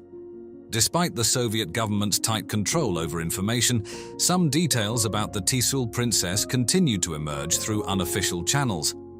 Researchers who had worked on the project, bound by secrecy, occasionally hinted at breakthroughs that defied conventional scientific understanding. These revelations further fueled public curiosity and speculation. One of the key areas of research focused on the chemical composition of the preserving liquid found in the casket. Analysis revealed that the liquid contained a complex mixture of substances, including elements that were either extremely rare or unknown to modern science. This discovery led some researchers to hypothesize that the liquid was not naturally occurring, but rather synthetically engineered by a highly advanced civilization. Another area of interest was the casket itself, made of a type of marble not found in the region and sealed with an unknown black resin. The casket's construction suggested a level of technological sophistication far beyond what was believed possible for the time period, indicated by preliminary dating. The precision of the sealing and the preservation of the body indicated that the people who created it possessed advanced knowledge of material science and preservation techniques. Several unique and interesting facts emerged about the Tisul Princess and her burial site. For instance, her ornate silver tiara, upon closer inspection, was found to contain intricate engravings and symbols that did not match any known language or writing system. This led some to speculate that it might be a form of communication or record-keeping from a lost civilization. Additionally, the dress worn by the Tisul Princess was made from a type of fabric that was both incredibly fine and durable, suggesting advanced textile production techniques. The fabric's weave was unlike anything seen in historical records, further complicating efforts to place her within a known historical context. The casket's location also raised intriguing questions. Found deep within a coal seam, the burial site was millions of years old, predating the emergence of modern humans. This anachronism suggested either that the casket had been deliberately placed there by an unknown civilization with advanced capabilities, or that it had somehow ended up there through means that defied current understanding of geological and archaeological processes. Theories about the origins and significance of the Tisul Princess abound, ranging from the plausible to the fantastical. One of the more popular theories is that she was a member of a highly advanced ancient civilization that had achieved remarkable technological and scientific advancements before mysteriously disappearing. This theory posits that her burial was a form of preservation, intended to protect her body and knowledge for future generations. Another theory, which delves into the realm of science fiction, suggests that the Tisul Princess was part of an ancient escape pod from an advanced extraterrestrial civilization. Proponents of this theory point to the advanced preservation techniques and the unknown materials as evidence that the technology used was not of this Earth. They speculate that she might have been a member of a spacefaring race that visited Earth millions of years ago, only to leave behind a cryptic legacy. Several mysterious coincidences have added to the intrigue surrounding the Tisul Princess. For example, shortly after the discovery, several individuals involved in the excavation and initial examination reportedly fell ill under unexplained circumstances. Some accounts even suggest that a few of these individuals died suddenly, leading to rumors of a curse or contamination related to the casket and its contents. Furthermore, there have been reports of unusual phenomena in the vicinity of the discovery site. Villagers have claimed to witness strange lights in the sky and unexplained electrical disturbances since the casket was unearthed. These occurrences have led some to believe that the site might hold residual energy or technology from the advanced civilization that created the casket. Another curious aspect is the timing of the discovery. It occurred during the height of the Cold War, a period marked by intense secrecy and competition between superpowers. Some theorists suggest that the Soviet government's swift and decisive actions to secure and classify the find indicate its potential significance in the geopolitical landscape at the time. The secrecy and tight control over information have only fueled further speculation and conspiracy theories.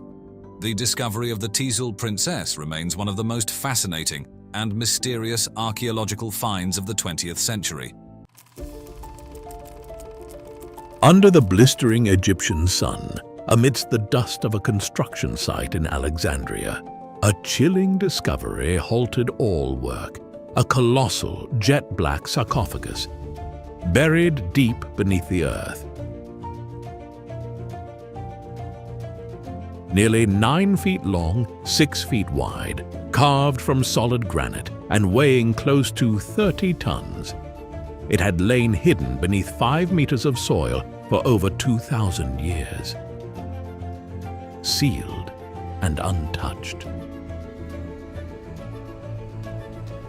Now exposed to the world, one question loomed.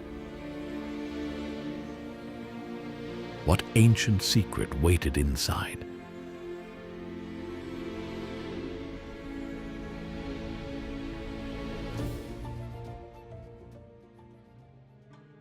In July 2018, local workers digging for a new building struck something unmovable. Archaeologists were summoned, and as they brushed away centuries of sand and debris, they uncovered something unlike anything seen before. The sarcophagus was immense, featureless, and chillingly silent. Nearby, a weathered alabaster head was found, its features eroded into ghostly anonymity. Experts dated the site to the early Ptolemaic period, shortly after the death of Alexander the Great, and speculation exploded. Could this be the final resting place of the conqueror himself? Or perhaps a noble of great importance, lost to the ravages of time? The unbroken mortar seal around the lid suggested something extraordinary. The sarcophagus had never been opened. In a land where tomb raiders had plundered countless graves, this one remained a pristine mystery. Yet with excitement came unease. Whispers of a curse began to spread, fueled by memories of the legends surrounding Tutankhamun's tomb. Ancient tombs, after all, were often protected in death by dire warnings. Could opening this sarcophagus unleash an ancient terror?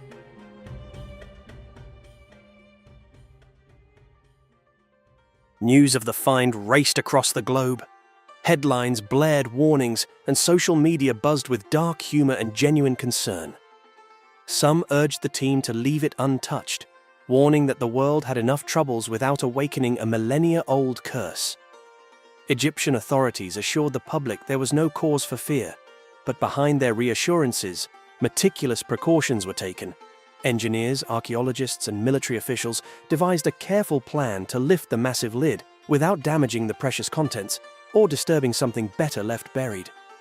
The world watched breathlessly as the crane's straps tightened around the lid. Under the searing Alexandria sun, the granite cover groaned and shifted, millimeter by millimeter, until at last a gap appeared. From the darkness within, a wave of putrid air burst forth, so foul that seasoned archaeologists staggered back, retching. It was the stench of death, thick, noxious, and ancient. When the air cleared enough to see, flashlights revealed a grotesque sight. Instead of gleaming treasures or an immaculate royal mummy, there was only sludge, dark, fetid water mixed with disintegrating human remains. 3 skeletons lay jumbled within the murky, blood-red fluid. The sarcophagus, it turned out, had cracked over the centuries, allowing sewage to seep in and stew the contents into a macabre soup.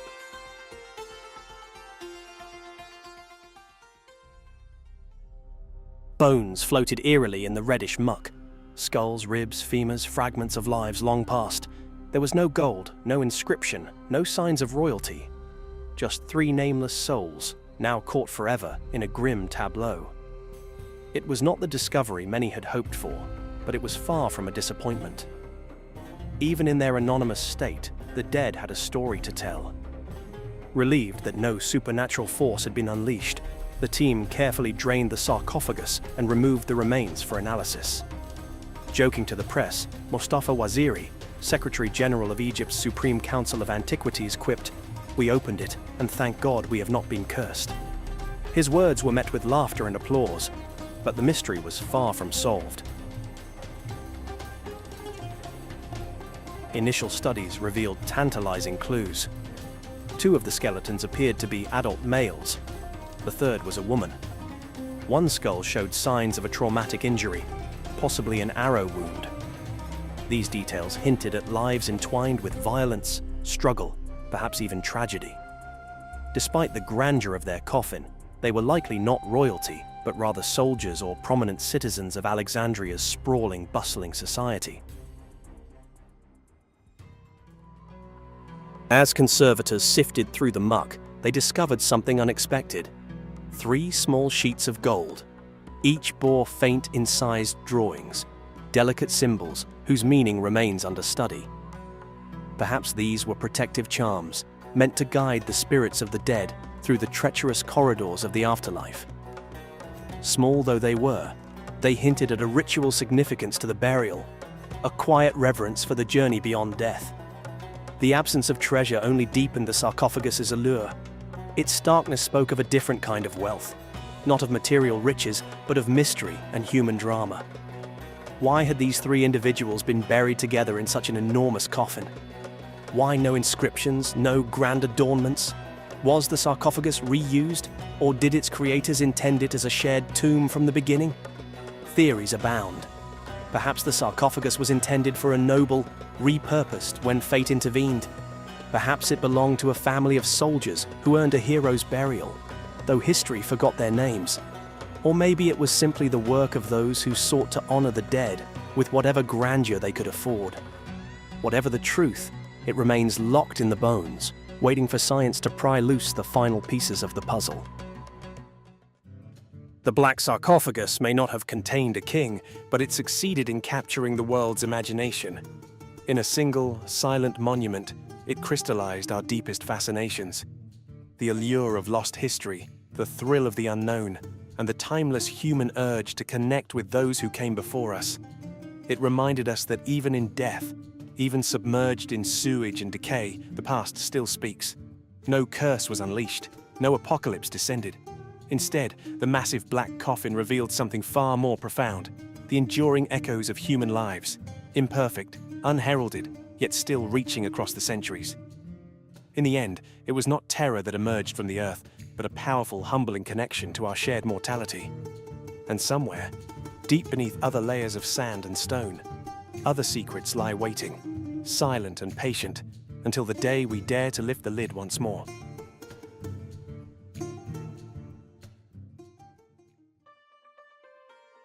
If you thought the Black Sarcophagus was chilling, wait until you see what lies deeper in the shadows of Egypt's ancient past. Hidden in a mysterious underground labyrinth are massive 100-ton granite boxes, so precisely carved, some believe they couldn't have been made by human hands. What were they for? And how did they even get there? There's huge areas of the world that have never been looked at by archaeology at all. Or if looked at by archaeology, looked at only minimally. It's really important to understand that archaeology is often driven by accidental finds.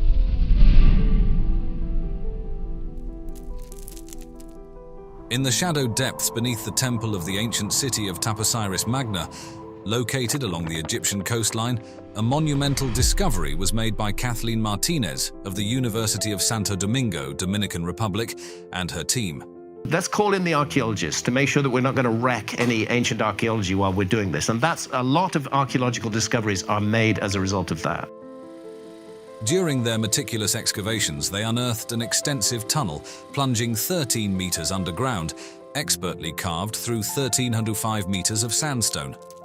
This architectural feat, standing 2 meters tall, has been hailed as a geometric miracle by the Egyptian Ministry of Tourism and Antiquities for its engineering precision and scale. It's interesting that the patterns are geometrical. Someone made it, Yeah. and it involved a very large amount of organized labor in order to make it. There had to be the will and the intent in order to do that. The Eupalinos Tunnel, extending over 10 to 36 meters, was an unparalleled achievement in ancient engineering, mirroring the complexity and ambition of the Taposiris Magna tunnel, though the latter's function remains a mystery.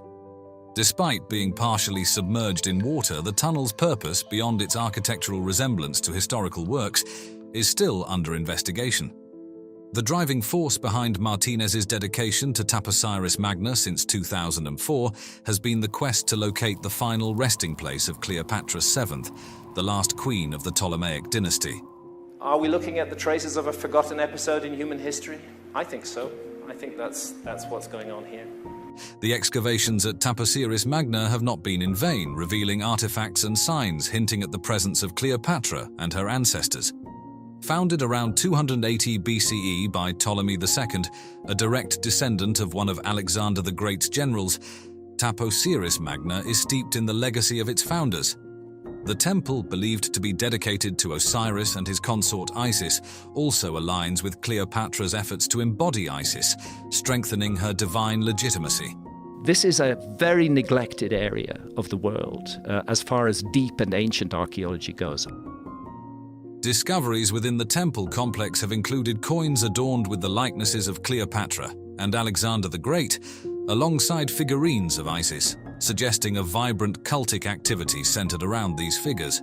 Additionally, Greco-Roman burial shafts unearthed within the site hint at the potential for finding tombs similar to those Cleopatra and her consort Mark Antony might be interred in, raising the possibility of uncovering their final resting places. Looking forward, the exploration is set to extend into the Mediterranean Sea, following the trail of a series of devastating earthquakes between 320 and 1303 CE that led to the partial submersion of the temple complex. Prior excavations have also indicated a network of tunnels connecting Lake Mariotte to the Mediterranean, suggesting a broader scope of investigation in the quest to unravel the mysteries of Taposiris Magna. The tunnel discovery, yielding artifacts such as pottery and a limestone block, adds to the anticipation of what lies ahead. As articulated by Zahi Hawass, the former Minister for Antiquities, the discovery of Cleopatra and Mark Antony's tomb would be a landmark event of the 21st century. Nonetheless, the significance of the findings at Taposiris Magna transcends the search for royal tombs, shedding light on the rich and complex history of this ancient city. The ongoing excavations promise not only the potential revelation of royal tombs, but also a deeper understanding of the cultural and historical landscape of ancient Egypt. Moving on, the mystery of the Osiris Shaft, a hidden gem beneath the sands of the Giza Plateau. But he found evidence of deliberate burial in a very complicated, difficult cave system, which you can hardly access. Is this shaft connected with ancient Queen Cleopatra? This ancient marvel is a deep dive into Egyptian engineering brilliance and a profound testament to their religious beliefs. Carved straight into the bedrock and plunging about 30 meters, which is nearly 100 feet underground. It's a 3-level journey into the past, where architecture meets the afterlife. Right at the doorstep of the Pyramid of Khafre, the entrance to this subterranean complex is anything but ordinary. It's like stepping into a different realm, starting with a modest antechamber that serves as your welcome or warning of the mysteries that lie ahead. This first stop is simple yet precise, a showcase of the ancient Egyptians' mastery over stone, but the adventure only deepens from there. A narrow passage takes you to the second level, a larger space carved with burial niches. Imagine this as a VIP section for the afterlife, likely reserved for those with a direct line to the gods or high standing in society. It's a clear sign that you're moving closer to something sacred. Then comes the final plunge to the heart of the Osiris Shaft. Here, in the deepest chamber, you're greeted by a scene straight out of mythology. At the center, a massive granite sarcophagus sits partially submerged in water, which seeps in naturally from the limestone. This isn't just an engineering feat, it's a direct nod to Osiris, the god of the afterlife, whose story is intertwined with the Nile itself.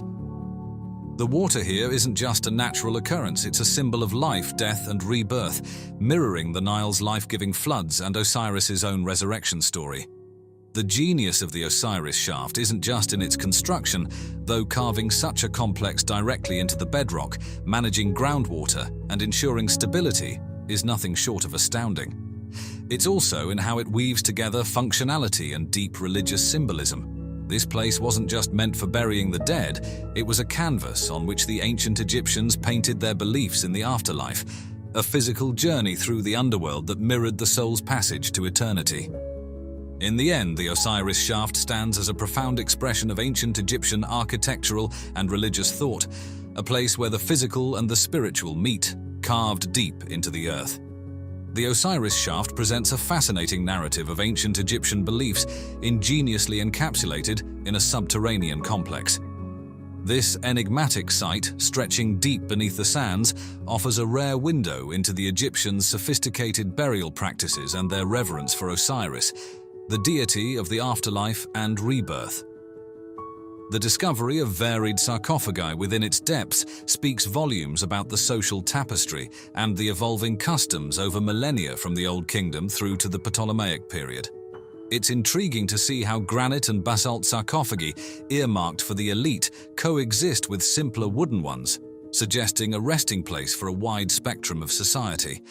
The assortment of burial goods unearthed here, from pottery intended for afterlife sustenance to ushabti figures meant to serve the deceased beyond death, underscores a firm belief in an existence after life.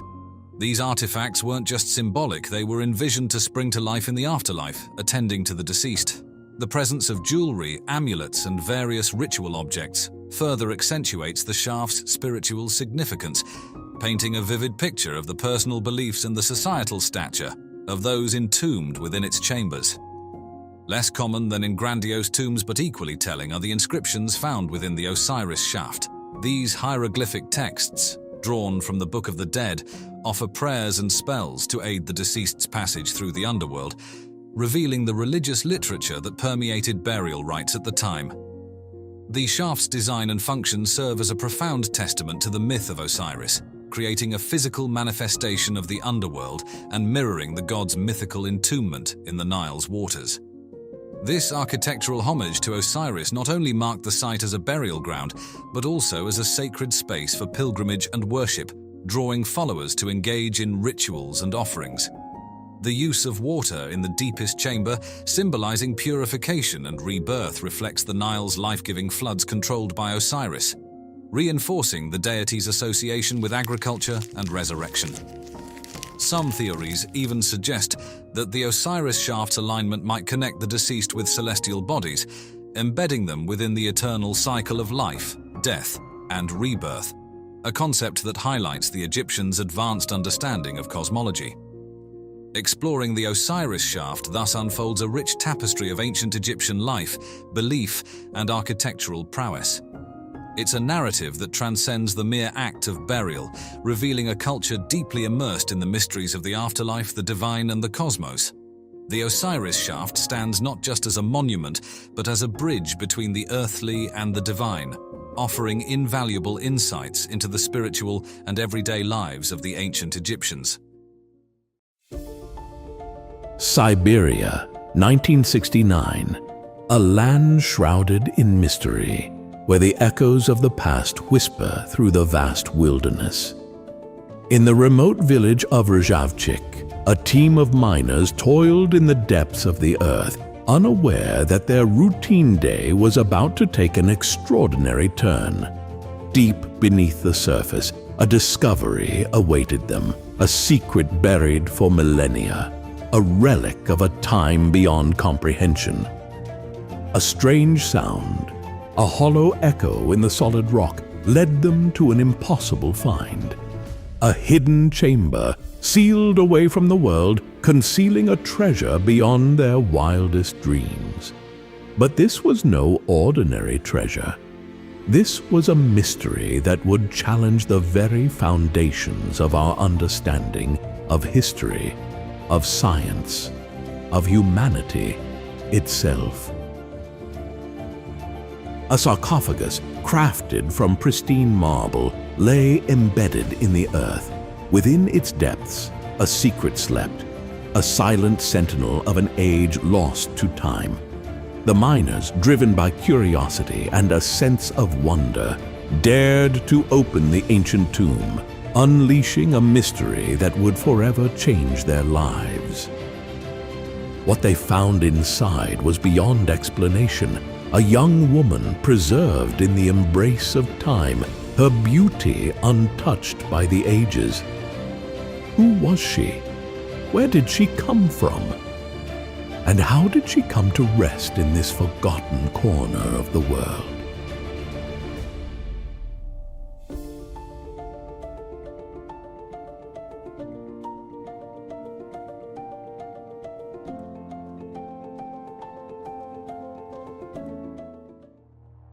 On a quiet September day in 1969, in the secluded Siberian village of Zhavchik, miners descended into the earth as they did every day, unaware that they were about to unearth a mystery that would baffle scientists and ignite imaginations for decades to come.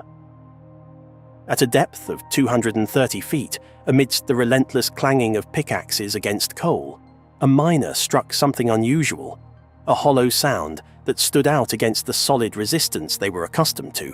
What could possibly lie hidden so deep beneath the Earth's surface? Intrigued, the miners cleared away the debris, revealing a fissure in the wall that seemed to open into a hidden chamber. With a mix of trepidation and excitement, they broke through the wall, their lamps casting eerie shadows into the darkness beyond. Inside, they stood in awe before a sight that seemed plucked from legend. A massive marble sarcophagus, exquisitely designed, measuring about 8.5 feet long and 3 feet high. Who could have crafted such a monument, and why was it buried so deeply? The head of the mining district, Alexander Masaligin, was swiftly notified.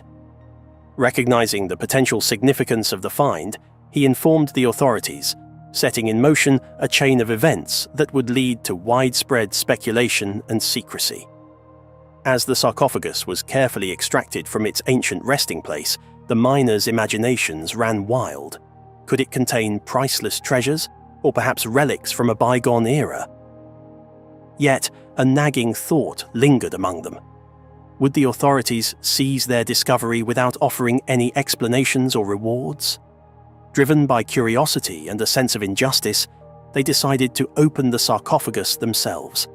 What they found inside defied all expectations and raised more questions than answers. Instead of gold or jewels, they discovered the remarkably preserved body of a young woman, appearing to be between 25 and 30 years old. Her long, wavy dark brown hair cascaded down to her waist, and she wore a white, translucent dress made of a material unknown to them. Immersed in a mysterious pink liquid, she looked as if she were merely asleep. Beside her head rested a small black metal box, unfamiliar in design. Could this box hold the key to her identity or purpose? The woman's skin was astonishingly smooth and pale, whiter than any they had ever seen, even more so than someone with albinism. Her lifelike appearance was mesmerizing. She seemed healthier and more vibrant than the miners themselves. Who was this mysterious woman, and how had her body remained so perfectly preserved? Word of the discovery spread rapidly, and villagers flocked to see the enigmatic Tisul Princess, named after the district. Among the onlookers, a young man, perhaps emboldened by the crowd, dipped his finger into the pink liquid and tasted it. It was odorless and tasteless, but the consequences were dire. Within a week, his mental state deteriorated. He became disoriented, unable to recognize his own home, and tragically froze to death in the harsh Siberian winter. Was this a warning of the dangers lurking within the ancient sarcophagus? Soon, high-ranking officials, police, military personnel, and agents believed to be from the Secret Service arrived, sealing off the area. They warned of potential infectious hazards, but their actions suggested there was more at stake. Attempts to airlift the sarcophagus failed due to its weight. Deciding to drain the pink liquid into containers to lighten it, they witnessed something astonishing. As the liquid was removed, the woman's skin rapidly darkened, losing its lifelike appearance. Did the liquid possess extraordinary preservation properties? The sarcophagus and its contents were transported to a facility for scientific analysis. Weeks later, a professor visited Zhavchik to discuss the find. He revealed that standard dating methods were insufficient. The materials did not conform to known parameters. Advanced techniques suggested an age of approximately 800 million years, a figure that shattered existing understanding of human history and evolution. How could such an artifact exist from a time long before complex life was believed to have emerged on Earth? The implications were staggering. If accurate, this discovery challenged the very foundations of science, suggesting the existence of a civilization with advanced technology in Earth's distant past. Alternatively, could this be evidence of extraterrestrial visitors? The woman's unusually pale skin hinted at origins from a place with less sunlight. As news of the Tisul Princess began to spread, authorities moved swiftly to suppress it.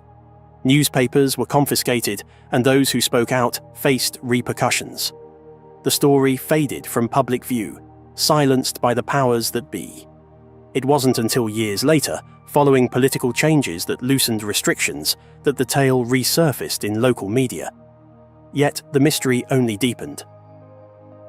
A memorial plaque now stands near Javchik, commemorating the discovery. It speaks of the beautiful young woman found in a marble sarcophagus, buried hundreds of millions of years ago. Eyewitnesses from the village have come forward, reaffirming the authenticity of the event. But with each new revelation, more questions arise. Speculation abounds. Some believe the Tisul Princess was part of an ancient civilization lost to time, her preservation a testament to technologies we have yet to comprehend.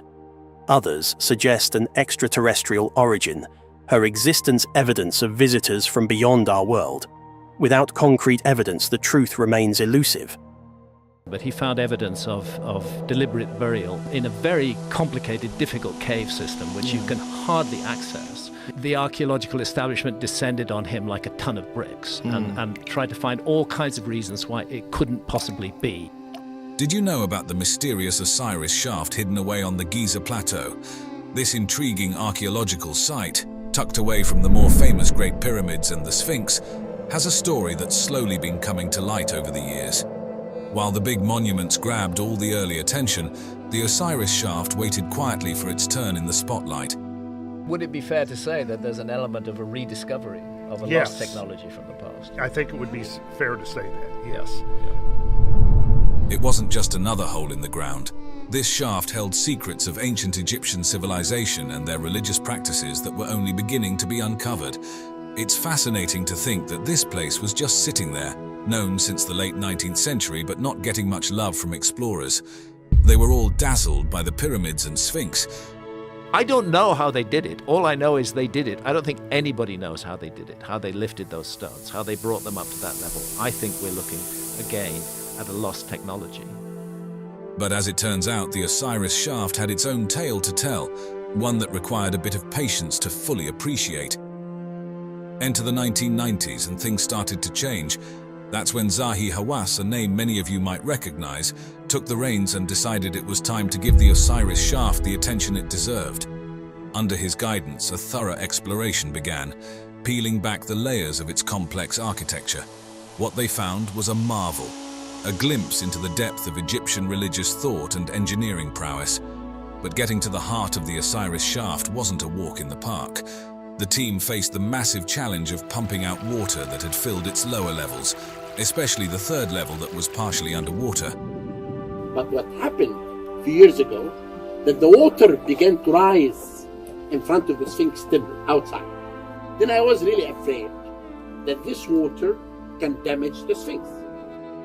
Imagine the effort it took to bring in modern pumping equipment and clear out all that water just to access the deepest secrets of the shaft. Its 3 levels diving deep into the earth turned out to be a fascinating puzzle of architecture, burial customs, and hidden treasures. The first thing that caught their eyes was the shaft's design itself. It's a marvel of ancient engineering, with each level serving its own mysterious purpose. Down at the very bottom, a large stone sarcophagus sits in a chamber that's partly underwater, painting a vivid picture of the ancient Egyptian underworld right there beneath our feet. It's as if they built their own version of the afterlife hidden deep in the Giza Plateau. But then there's the second level with its 6 empty burial shafts. Imagine the archaeologists' surprise finding them all vacant. It sparked so many questions. Were they plundered, or were they never meant to hold anything in the first place? This level offers a glimpse into the burial practices and rituals of the time, even if it leaves us guessing about some of the details. Despite the lack of inscriptions, a kind of ancient billboard that could have told us exactly who made this and when, the bits and pieces found throughout the shaft speak volumes. Pottery shards, fragments of stone vessels, and other small artifacts serve as breadcrumbs leading us back in time, suggesting that the Osiris Shaft might hail from the New Kingdom period. It's like detective work, where every clue helps build a case for when this incredible structure came into being. But perhaps the most touching finds were the mummified remains tucked away in the smaller chambers around that central sarcophagus. It's one thing to study the grand monuments and temples, but it's another to come face to face with the people themselves. Analyzing these remains gives us a rare peek into the lives of those who once walked the streets of ancient Egypt, what they ate, how they lived, and maybe even how they died. Let's talk about Osiris for a moment. He's not your average deity, he's the ancient Egyptian god of the afterlife, death and rebirth. The story goes that Osiris was betrayed by his brother Set, leading to a saga of death, dismemberment, and a resurrection that sounds like it came straight out of a blockbuster movie. His wife Isis put him back together and brought him back to life. Osiris's story is a cornerstone of Egyptian mythology, embodying the eternal cycle of life, death, and rebirth. And guess what? The Osiris Shaft is like a three-dimensional tribute to this epic tale. Down in the depths of the shaft, there's this chamber filled with water that's believed to represent the underworld. Imagine standing there in front of a large stone sarcophagus that's meant to symbolize Osiris's tomb.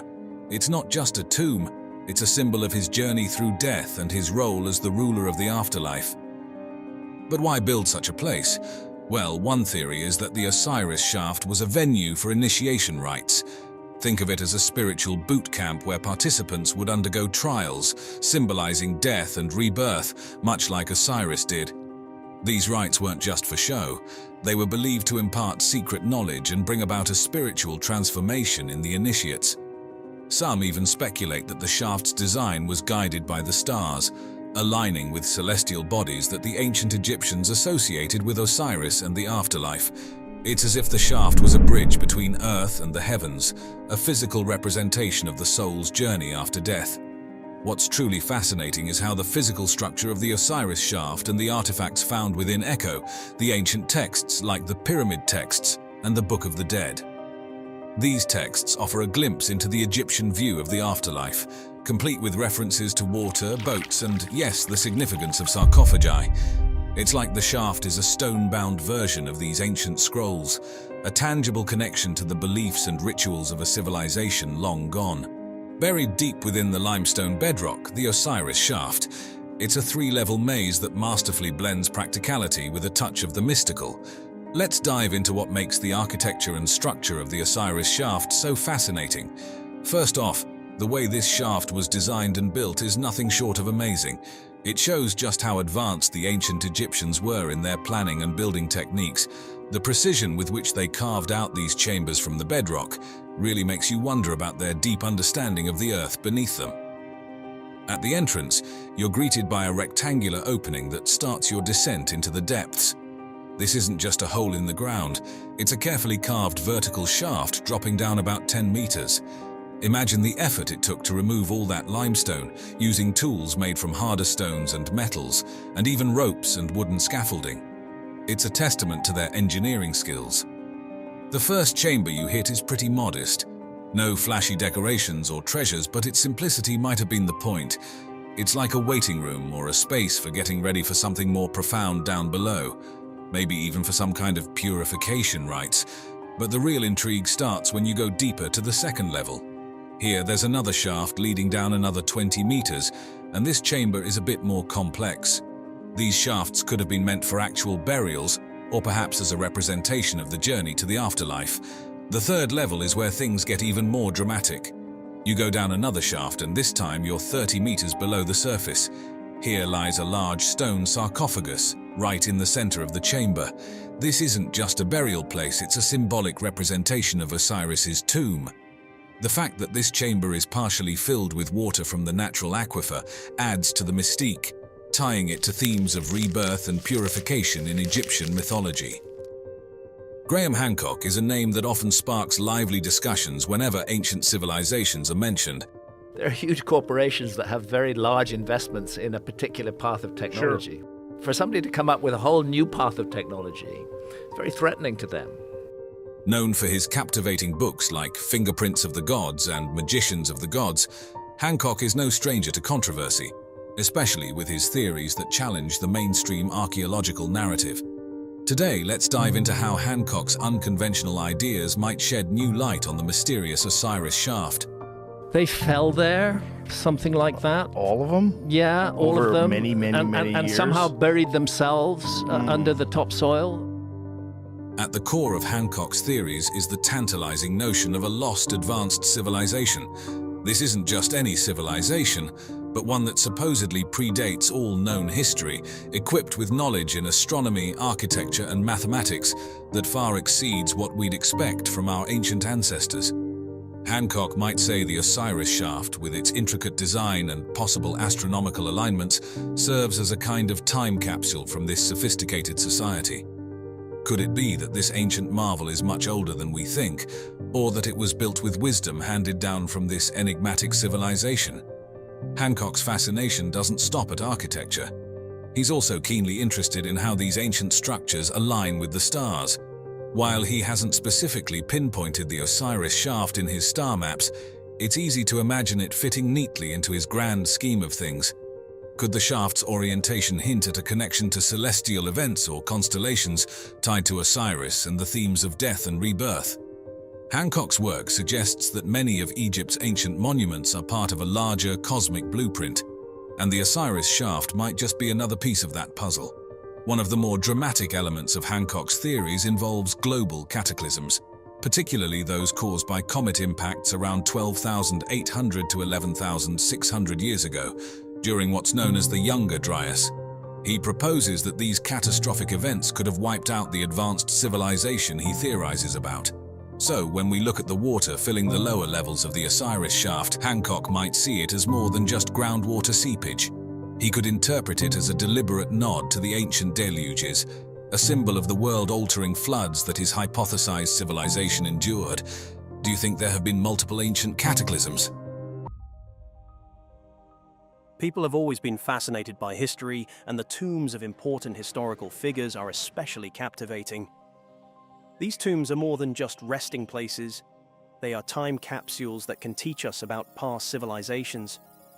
Although many ancient tombs have been discovered, many remain lost. The search for these lost tombs is driven by curiosity, scientific inquiry, and the potential for groundbreaking discoveries.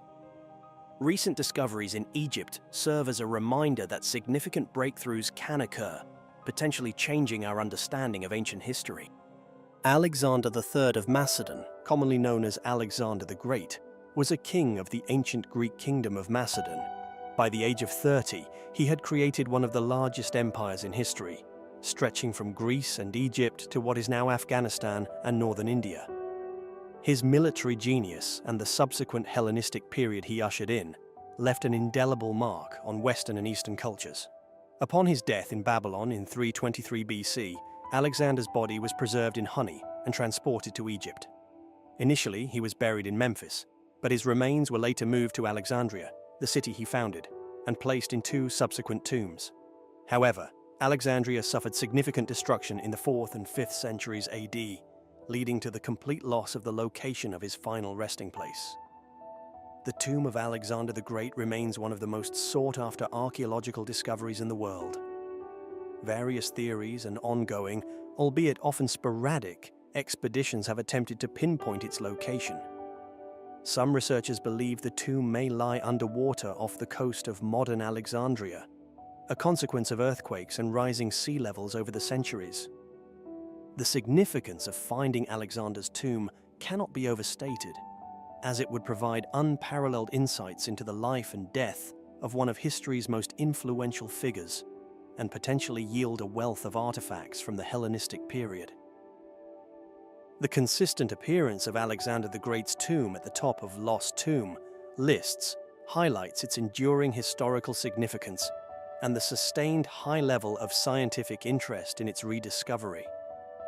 The deliberate movement of his body from Memphis to Alexandria suggests a conscious effort to create a grand and accessible final resting place befitting his stature, making its subsequent disappearance particularly significant.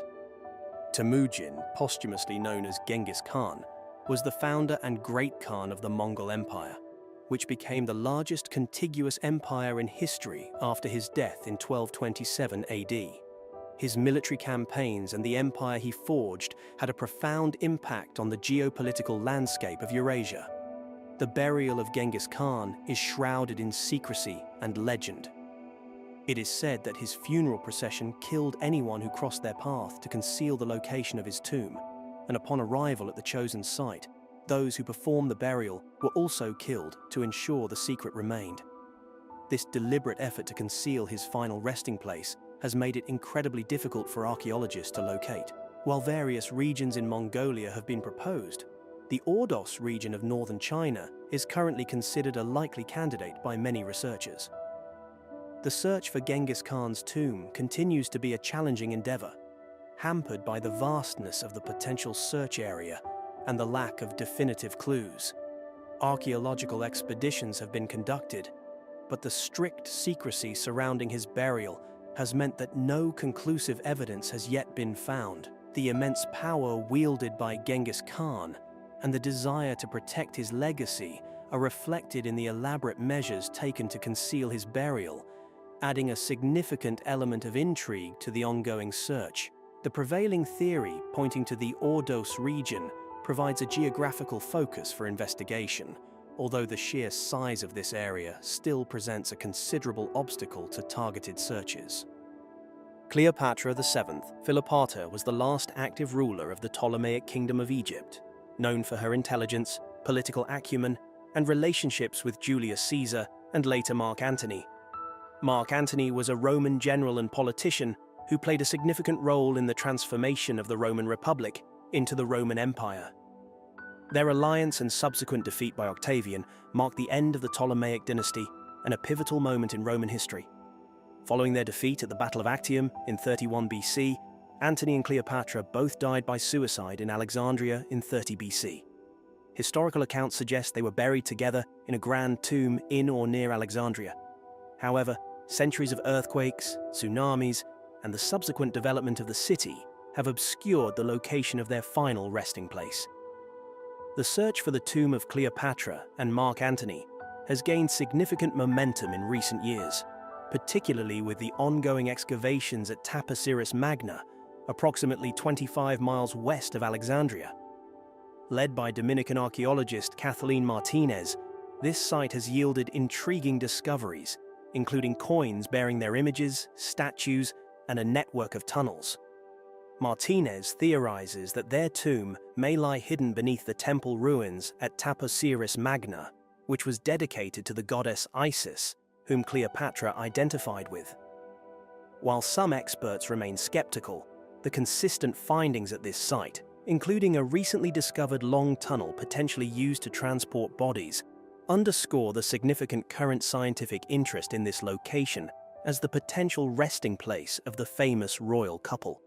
The discovery of coins featuring Cleopatra and Antony at Taposiris Magna provides compelling circumstantial evidence linking the site to their era, even if it doesn't definitively confirm it as their tomb. However, the differing opinions among experts regarding the interpretation of the findings highlight the ongoing debate and the need for further conclusive evidence. Attila was the leader of the Huns, a nomadic people who invaded Eastern and Central Europe in the 5th century AD, forming a powerful empire. Feared by both the Eastern and Western Roman empires, his military campaigns posed a significant threat to the stability of the late Roman period. Attila died in 453 AD, reportedly on his wedding night. Legend has it that he was buried in a secret location with a vast treasure of gold, silver, and other valuable artifacts. To ensure the secrecy of his tomb, it is said that the servants who buried him were killed. The most likely location for his burial is believed to be somewhere in Hungary, the heart of his empire. The search for Attila's tomb is largely based on historical accounts and folklore, as there are no clear archaeological leads. The legendary nature of his burial, involving immense wealth and the execution of the burial party, contributes to the enduring mystery and the extreme difficulty in pinpointing its location. While Hungary is the generally accepted region for his burial, the lack of specific clues means that finding his tomb would likely require a significant breakthrough or an accidental discovery. Nefertiti was a great royal wife of the Egyptian pharaoh Akhenaten during the 18th dynasty, 1370 to 1330 BC. She was a powerful and influential queen, and her iconic painted bust has made her one of the most recognizable figures from ancient Egypt. She played a significant role in the religious and cultural upheaval initiated by Akhenaten, who promoted the worship of the sun god, Aten. Despite her prominence and the discovery of numerous depictions of her, the royal tomb and mummy of Nefertiti have never been definitively identified. Theories abound regarding her final resting place, with some suggesting she might be buried in the Valley of the Kings, possibly within a hidden chamber of an existing tomb, or perhaps in Akhenaten's capital city of Akhetaten, modern Amarna. The search for Nefertiti's tomb has been ongoing for decades, with various expeditions and research projects focusing on potential locations in the Valley of the Kings and Amarna. Recent technological advancements, such as ground-penetrating radar, have been employed to scan for hidden chambers within existing tombs. The discovery of Nefertiti's tomb would be a monumental event, providing invaluable insights into the Amarna period and the life of this enigmatic queen. Her significant role during a transformative period of Egyptian history, marked by radical religious reforms, makes the discovery of her tomb highly desirable for a deeper understanding of the 18th dynasty. The fact that her tomb remains undiscovered despite extensive exploration in areas associated with the 18th dynasty underscores the challenges of archaeological work in the Valley of the Kings and other key sites. The quest for lost tombs continues to be a driving force in archaeological research, fueled by the enduring human fascination with history and the lives of those who came before us. The tombs highlighted in this report, from the grand aspirations of Alexander the Great to the hidden secrets of Genghis Khan and the enigmatic burials of Egyptian royalty, represent some of the most compelling unsolved mysteries of the past. The recent discoveries in Egypt in early 2025 serve as an inspiring reminder that significant breakthroughs are still possible, even in well-studied regions. The application of new technologies, combined with meticulous traditional archaeological methods and persistent dedication, holds the key to potentially unlocking more of these historical secrets. As we move forward, the anticipation remains high that future archaeological endeavors will lead to the rediscovery of more lost tombs, further enriching our understanding of the intricate tapestry of human history.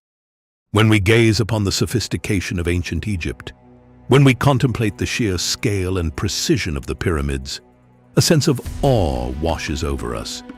How did a civilization, seemingly isolated in the vast expanse of the desert, achieve such feats? We're left to speculate, to imagine a society capable of moving 500-ton stone blocks over 500 miles. The Almagest, a 2nd century mathematical and astronomical treatise by Ptolemy, showcases the advanced understanding of celestial mechanics prevalent in the Hellenistic period, hinting at knowledge that may have roots in earlier Egyptian traditions.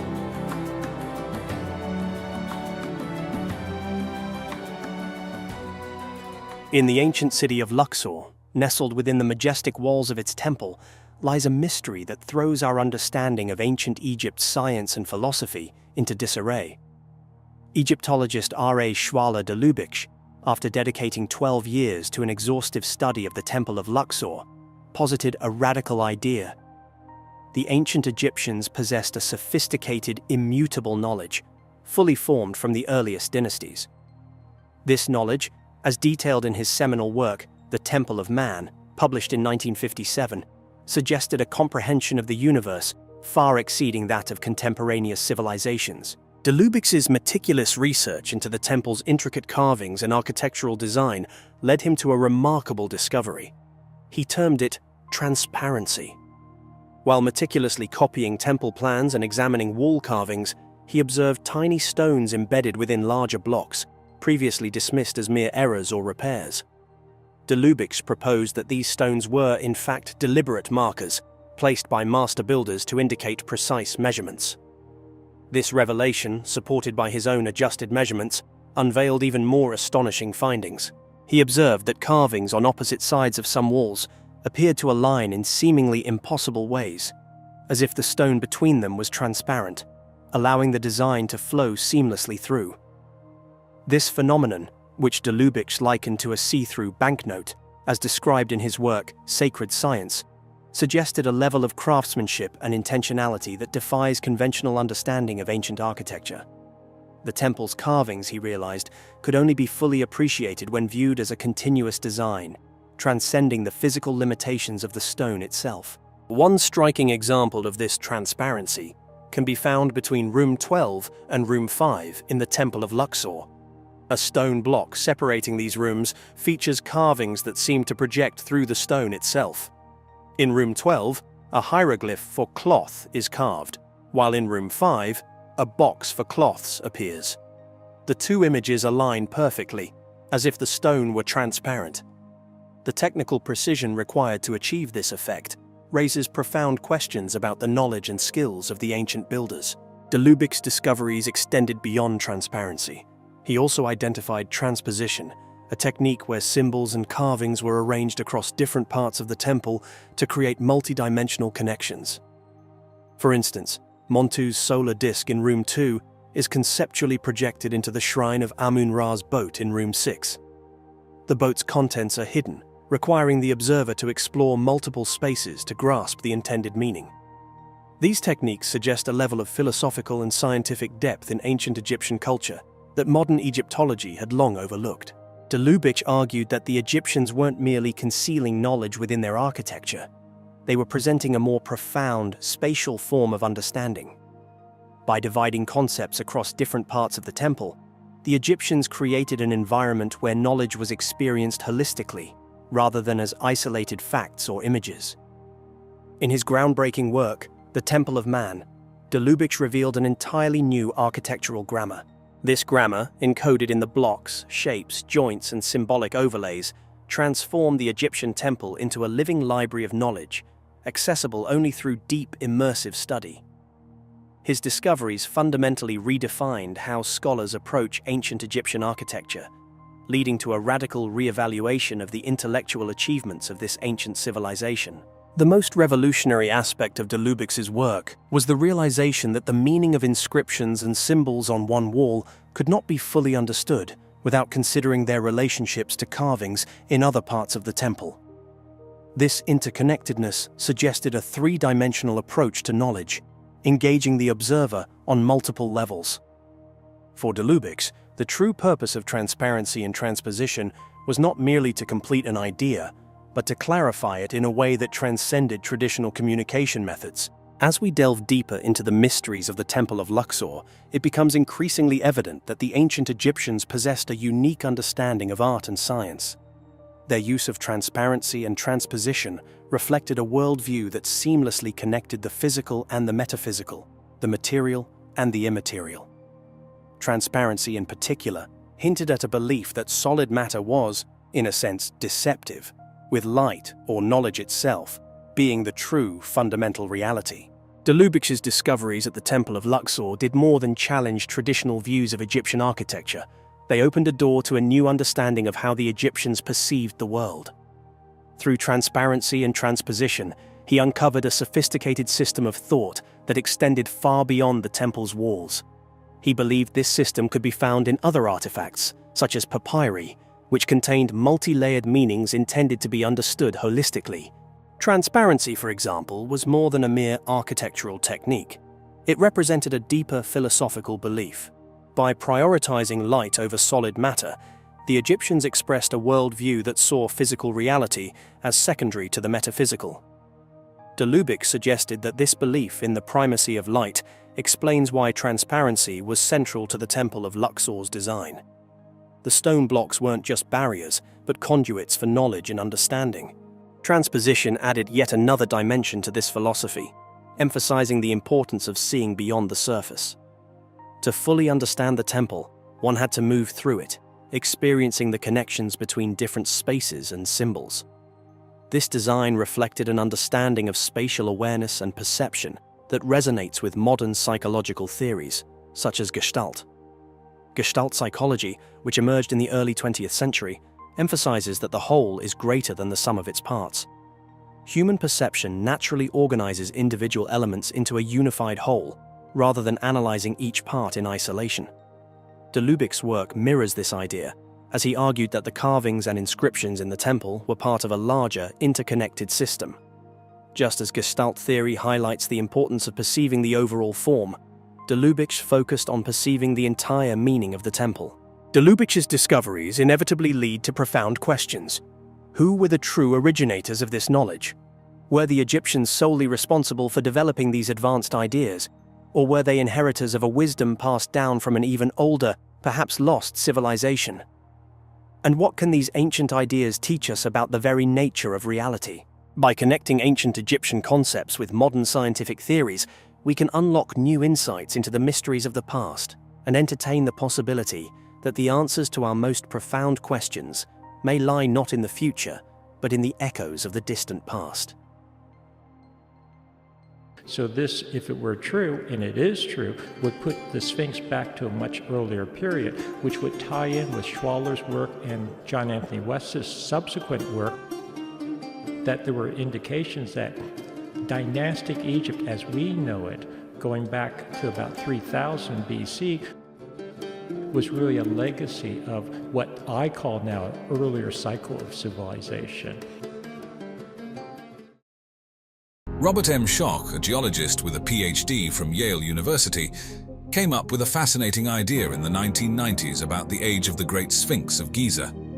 He noticed something interesting about the erosion patterns on the Sphinx and the surrounding area. Unlike the typical wind and sand erosion you'd expect in Egypt's deserts, these patterns looked more like they were caused by water. This was a big deal because it suggested that the Sphinx might be much older than we thought. Now, Graham Hancock, a well-known British author who loves digging into ancient mysteries, found Schoch's theory really interesting and started supporting it. Since the early 1990s, question marks have been raised over the age of the Great Sphinx of Giza in Egypt. Egyptologists think it's about 4,500 years old, although there's not a shred of inscription evidence to support this date. Independent researcher John Anthony West and Robert Schoch, professor of geology at Boston University, have made a case that the Sphinx must be much older than that. Hancock is known for questioning the usual stories we hear about historical and archaeological sites.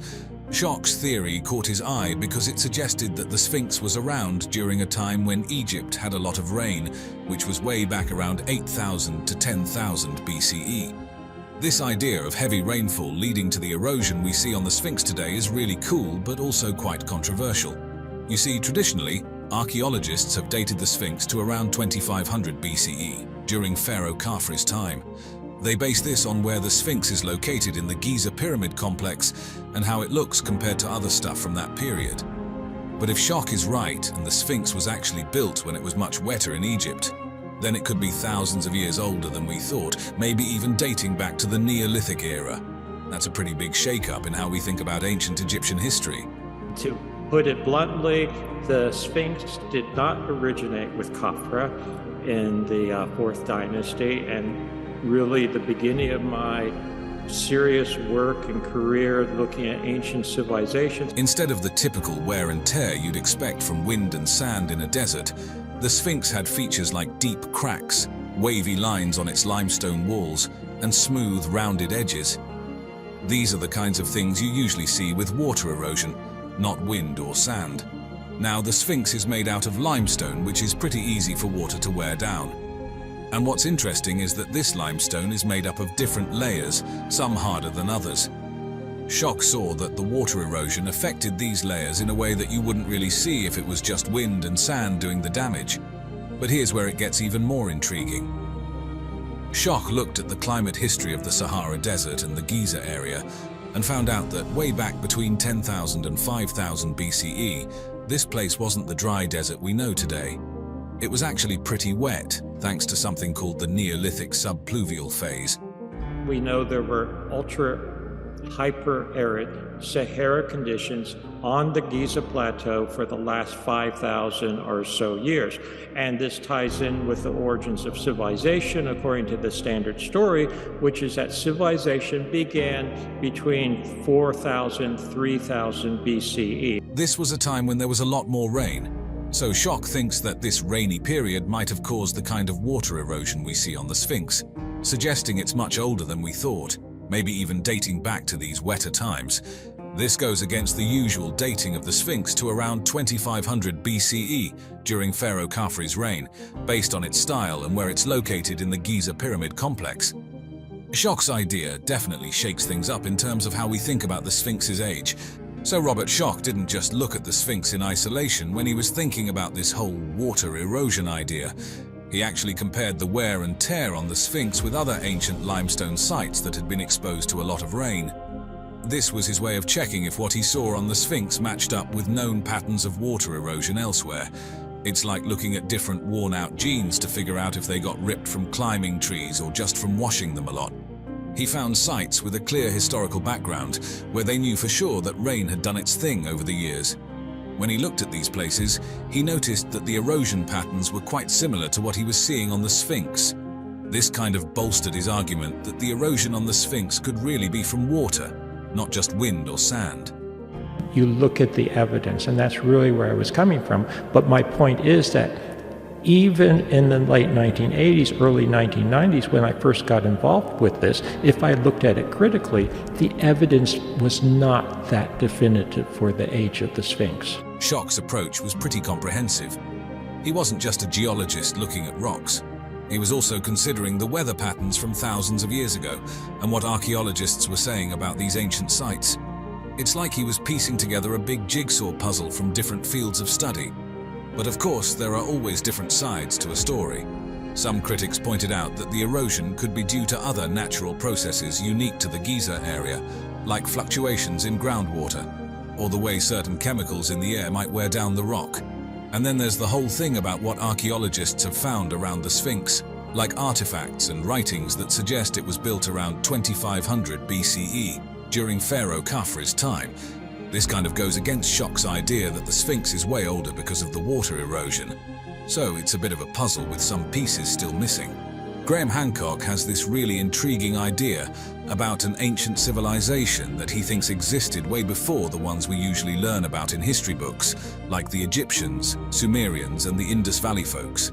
He reckons this civilization was around many millennia earlier, and that it might have been wiped out by a huge comet impact around 10,000 BCE. Imagine that a whole advanced society just gone in the blink of an eye, leaving only bits and pieces behind. And here's where it gets even more interesting. Hancock thinks this civilization wasn't just hanging out in one spot, it was all over the place, having a global influence.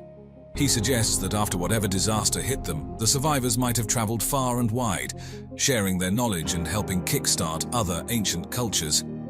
Hancock dives into myths and oral traditions from all over the world too. He's not just dismissing these stories as old wives' tales, but considering them as potential historical records. For example, he's really interested in the flood myths that pop up in different cultures. He thinks these might be a collective memory of a real event that had a huge impact on this lost civilization. The best explanation is that floods of icy meltwater released by the heat and kinetic energy of the impacts flowed off the North American ice cap and into the Atlantic Ocean, where they interrupted the Gulf Stream, a key element of the central heating system of our planet, hence the sudden and dramatic cooling.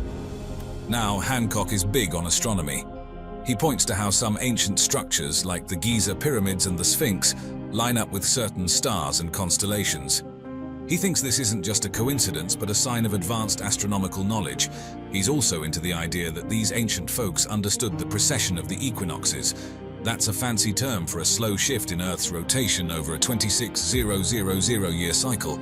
If he's right, it means they were way ahead of their time in understanding the cosmos. Graham Hancock has this captivating theory about ancient civilizations and their architectural wonders. He's really into how these old structures, like the pyramids in Egypt, Stonehenge, and those incredible megalithic sites in South America, show off some serious engineering and architectural skills. Hancock reckons that to build these things with such precision and detail, those ancient folks must have had some advanced knowledge and technology that we don't usually give them credit for. Take, for instance, the way the stones are cut at Pumapunku in Bolivia. Hancock points out that the cuts are so precise, it's as if they had access to some really advanced tools. And when it comes to building massive structures, he's all about the techniques they must have used. He's amazed at how accurately these huge stones were fitted together, often without any mortar, and wonders how on earth they moved and positioned stones that weigh several tons. This isn't just your everyday heavy lifting.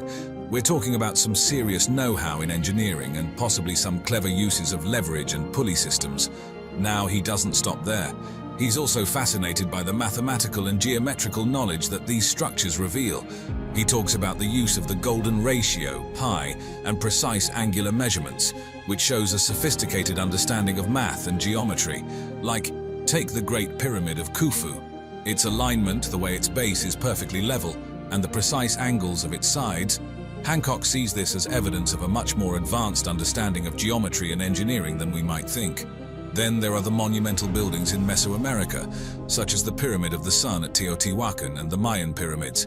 Hancock highlights their architectural sophistication, urban planning, and the use of large stone blocks. All of this, to him, points to a level of technological proficiency and knowledge that goes way beyond what we've traditionally thought was possible for these ancient cultures.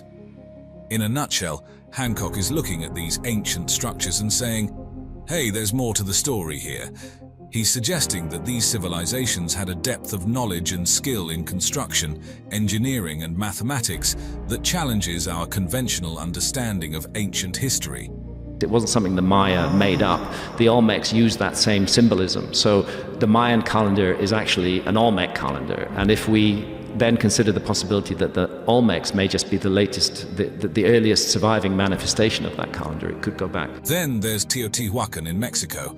Hancock looks at the layout of this ancient city and sees a kind of mirror image of our solar system's planetary orbits.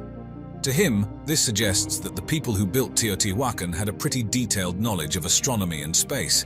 Stonehenge in England is another example. Hancock thinks it was used as an astronomical observatory because of how it aligns with the solstices. He sees this as further evidence that ancient people understood celestial movements really well. And let's not forget about the Pyramid of Kukulkan at Chichen Itza. During the equinoxes, this pyramid casts a shadow that looks like a serpent. Hancock sees this as a sophisticated way of tracking the sun's path, again showing an advanced understanding of astronomy. Hancock also dives into the idea of precession, which is this slow wobble in Earth's rotation that takes about 26,000 years to go full circle. He looks at how the Giza pyramids align with Orion's belt, and how the Sphinx lines up with the Leo constellation during what's known as the Age of Leo, around 10,500 BCE. He thinks these alignments aren't random but deliberate, showing that the people back then understood this complex astronomical phenomenon. So, in a nutshell, Hancock is really into the idea that ancient structures around the world weren't just built for the heck of it.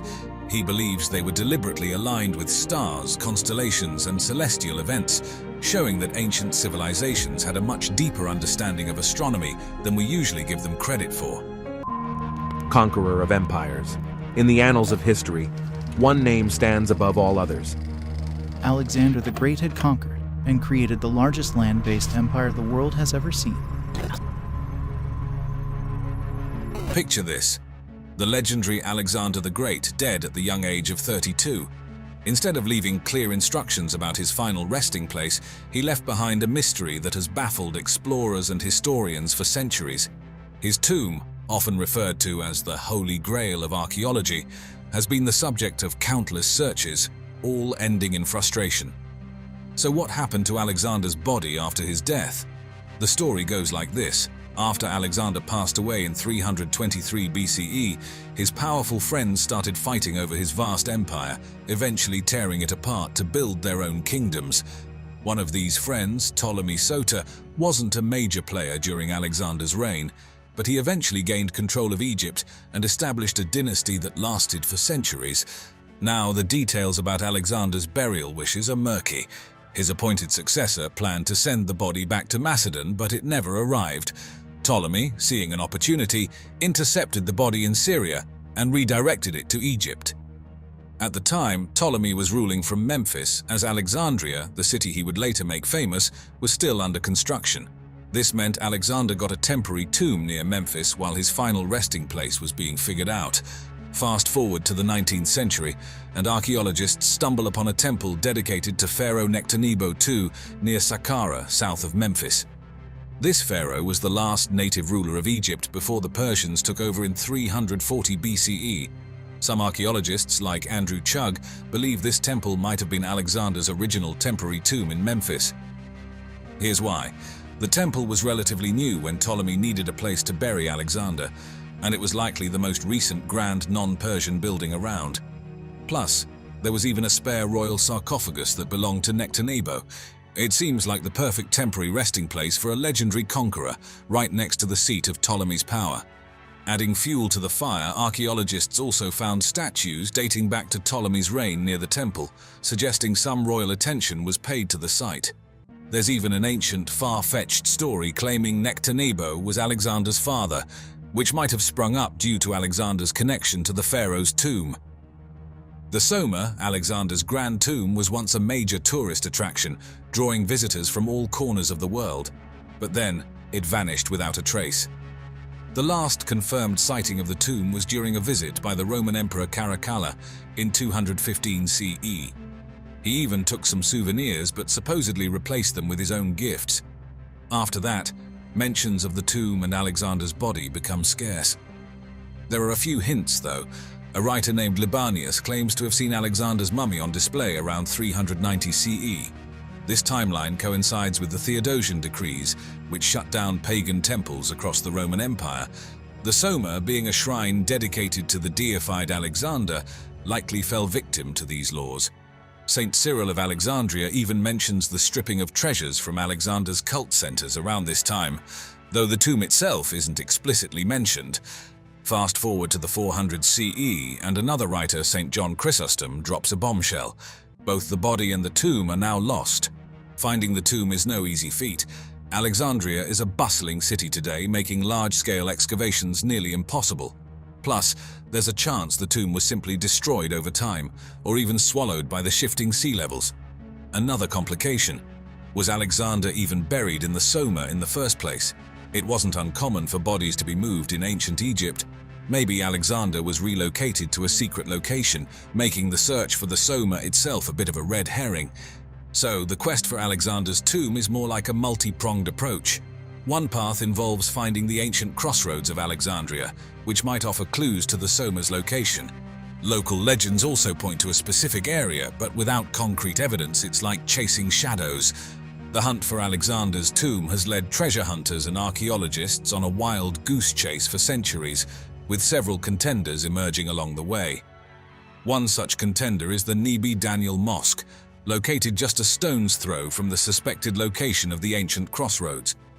Back in 1850, a famous archaeologist even tried but failed to get permission to excavate there. While scholars doubt the mosque is the actual tomb, its claim likely stems from a genuine historical memory of the Soma being nearby. Across town, the Attarine Mosque also throws its hat in the ring, having attracted the attention of Napoleon's archaeologists in the 18th century.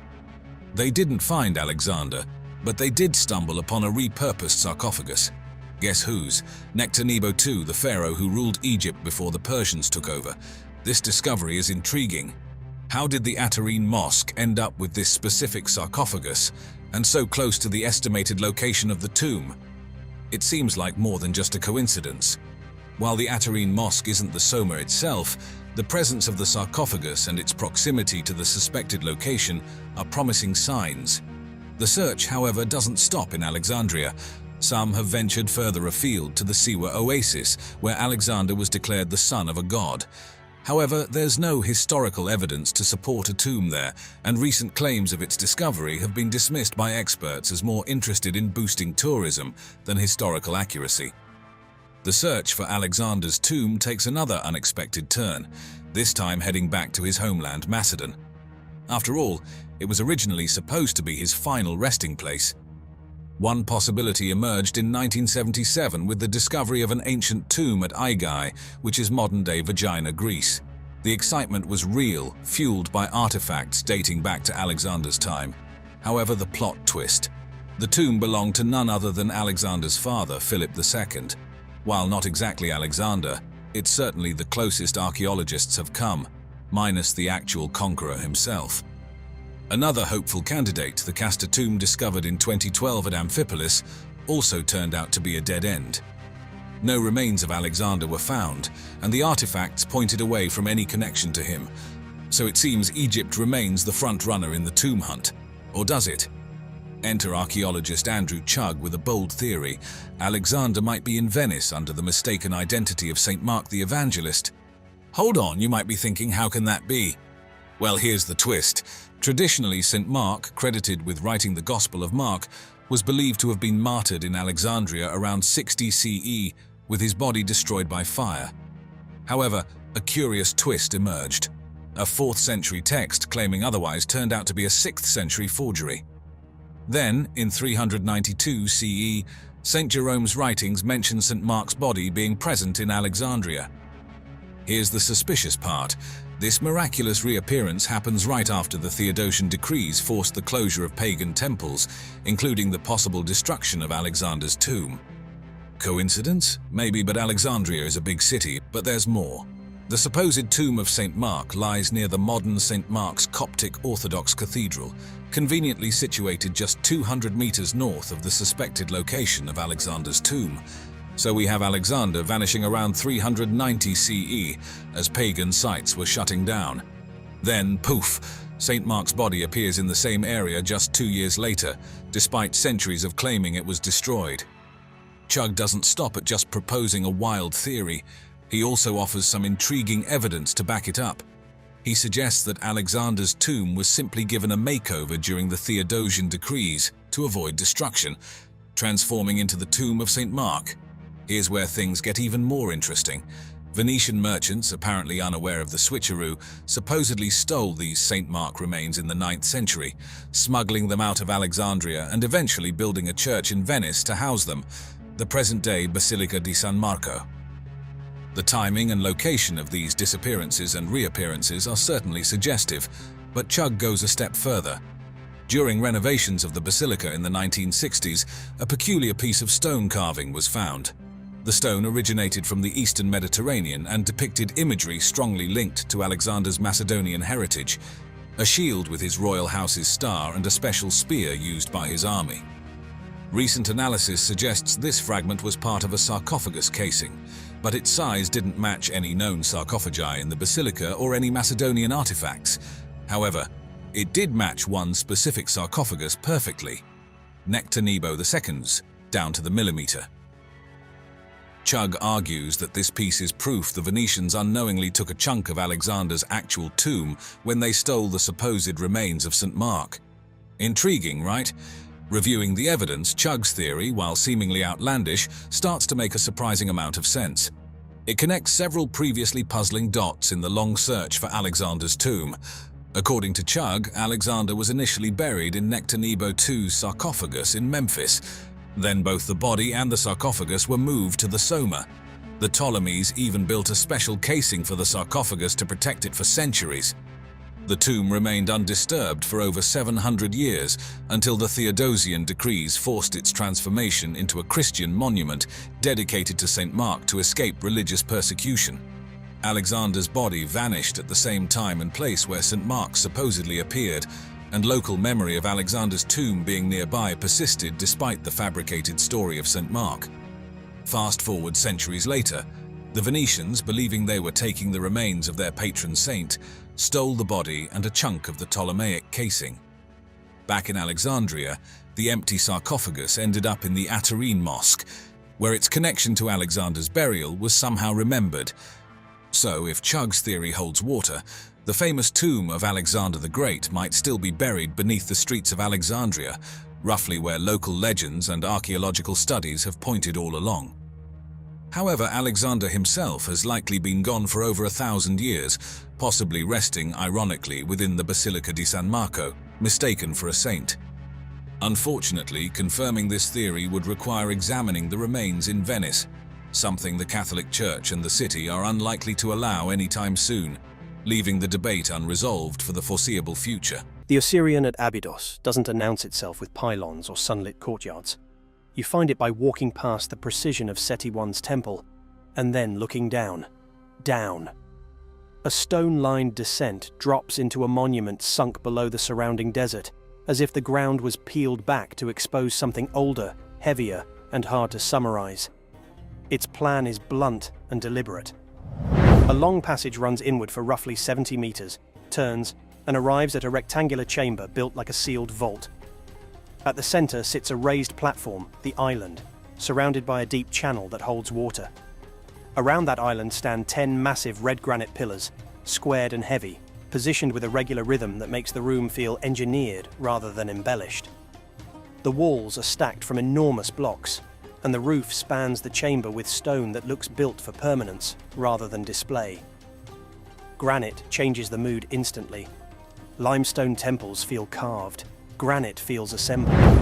The Osirion's pillars read less like decorative columns and more like supports, built to bear load. The air is cooler and damp, because this monument lives where groundwater can rise. Building here meant accepting a wet foundation and committing to it anyway. Architecture designed to tolerate saturation, darkness, and time.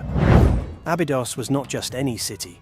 For ancient Egyptians, it was a threshold, a place where the living and the dead were thought to come dangerously close. Osiris, the god bound to death, rebirth, and rightful kingship, was believed to be present here. The Osirion turns that theology into physical steps: descent, darkness, a central mound, and water encircling it like the primeval flood of creation. In Egyptian thought, the world begins as boundless water, and life emerges when land rises from it. Down here, that beginning is recreated in stone. This is why the building refuses simple labels. It is commonly described as a cenotaph, a symbolic tomb rather than a burial chamber, tied to Seti I's broader program at Abydos. A cenotaph is a grave without a body, a place built for presence, memory, and ritual. The Osirion behaves like a ritual device. It separates you from the center. It slows you down. It turns stone, water, and silence into a sequence. And the sequence was not meant for casual visitors. Abydos hosted the mysteries of Osiris, ceremonies in which death and restoration were performed, retold, and made emotionally real. The Osirion's sunken passage and sealed core feel built for controlled drama, a movement from daylight certainty into underworld uncertainty, then toward a central space that suggests renewal without offering an easy explanation. Its style also keeps provoking arguments about age. It sits within Seti I's sacred complex, yet its megalithic confidence feels older than the refined New Kingdom world above it. Some compare its blocky mass to earlier dynastic monuments. Others point to something equally Egyptian, deliberate imitation of antiquity. If a king wants to be eternal, he builds in a language that feels eternal. Oversized blocks, minimal ornament, forms that look as though they were waiting in the earth for him to claim. Ancient writers noticed that Abydos hid watery, subterranean features. Modern excavation began in the early 20th century, and the work was less about uncovering glittering objects than about cutting down into a buried architecture that resisted the surface world. The Osirion was not found so much as excavated out of the ground like a submerged mechanism being carefully exposed. The water remains the strangest collaborator. Sometimes the channel is dry, sometimes it gleams. Either way, it turns the central platform into an island you can't casually cross, enforcing separation. It also transforms sound. Footsteps soften, voices drop. You instinctively lower your volume, as if the building is listening. In a culture that imagined the afterlife as a real geography with gates and hazards, enforced distance may have been the point. The Osirion doesn't just symbolize the underworld. It makes your body act like you've entered it. Look closer, and the machine impression becomes a product of choices. The builders favored right angles, hard edges, and repeated units, the way an engineer repeats beams in a bridge. The channel is not a flourish. It is a boundary and a control feature, collecting water and keeping the island isolated. even the route in is controlled. The corridor narrows your focus, then the chamber opens abruptly, as if revealing a core. In side rooms and passages, inscriptions and carved names link the monument to royal purpose and divine identity, anchoring the megalithic silence to a specific sacred program. Granite also carries geography. This stone had to be quarried far to the south and hauled north, then lowered into a pit and fitted with close tolerances. The result is a chamber that feels less like a room and more like a constructed mechanism, stone parts assembled to produce an effect, separation, awe, and the sense of permanence.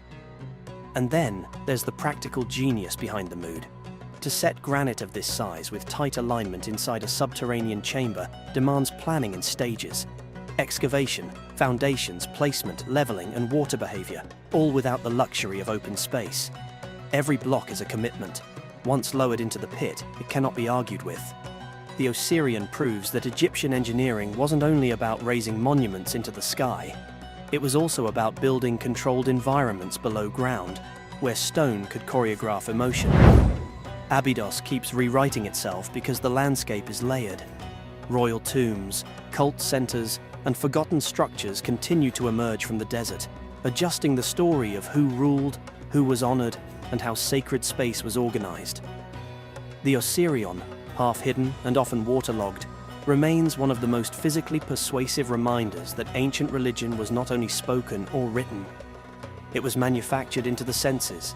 Downward steps, narrowing corridors, heavy stone, the presence of water, and a silence that feels engineered. Seen from above, it's a sunken rectangle behind a famous temple. Seen from within, it feels like a component pulled from a deeper world, an under-earth structure that refuses to behave like a normal monument. The Osirian doesn't explain itself. It simply endures, like a sealed room in the bedrock, waiting for each new visitor to decide whether they're standing in a symbol or inside a system. The Osirian's machine-like design already raises an uncomfortable question. Were parts of Egypt built using knowledge we no longer understand? But that mystery doesn't stand alone. Archaeologists are now uncovering evidence of a global pre-human civilization, capable of constructing impossible structures long before recorded history ever began. What if civilization didn't start with us? For centuries, history has told us that humanity's story began around 6,000 years ago, with Mesopotamia's first cities, Egypt's pyramids, and the rise of writing. But new discoveries are cracking that timeline wide open. From the frozen mountains of Turkey to the jungles of Guatemala, archaeologists are uncovering structures so ancient, so technologically confounding that they may belong to a forgotten epoch, one that predates human civilization as we know it. And if the evidence is true, it changes everything we thought we knew about who we are. The story begins in southern Turkey, at a windswept hill called Göbekli Tepe. Long before Stonehenge, before the pyramids, people here were raising 20-ton limestone pillars into vast stone circles, arranged with mathematical precision. The carvings on those monoliths, foxes, vultures, serpents, aren't random. They appear to encode astronomical alignments, charting constellations and celestial events with eerie accuracy. But here's the mystery. Göbekli Tepe was built around 11,600 years ago, at the very end of the Ice Age, millennia before agriculture or cities were supposed to exist. How could hunter-gatherers, without metal, wheels, or writing, have built a complex so advanced it would challenge modern engineers? That question has ignited a storm in archaeology. The site's precision, artistry, and deliberate burial suggest a sophistication that doesn't fit any known prehistoric culture.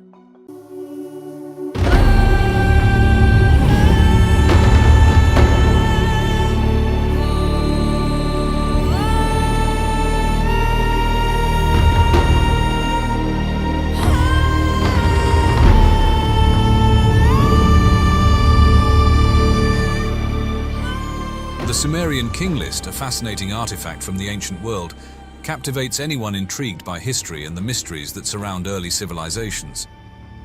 This ancient manuscript, penned in the Sumerian language, is not just a mere list of rulers and their reigns. It's a window into how the early Mesopotamians viewed their world, blending the lines between the realms of history and mythology. It meticulously details the reigns of the kings of Sumer, with some reigns astonishingly stretching into the thousands of years, suggesting a time when gods were believed to walk the earth. This document is not singular, but exists in several versions, discovered across various Mesopotamian sites like Larsa, Nippur, and Ur. Despite the differences in detail and completeness, these versions share a unified structure, hinting at a common origin or tradition. The oldest among these dates back over 4,000 years to the early 2nd millennium BC. Its persistence and revisions through millennia underscore its significant role in Mesopotamian culture and history. The king list is intriguing not just for its content but for its structure, beginning with mythical antediluvian rulers whose reigns span tens of thousands of years. This segue into post-diluvian rulers, whose reigns are of more believable lengths, provides a unique look into Sumerian historiography. This blending of myth with historical record served to legitimize contemporary kings by tracing their lineage back to divine rulers, intertwining the concept of kingship with the divine.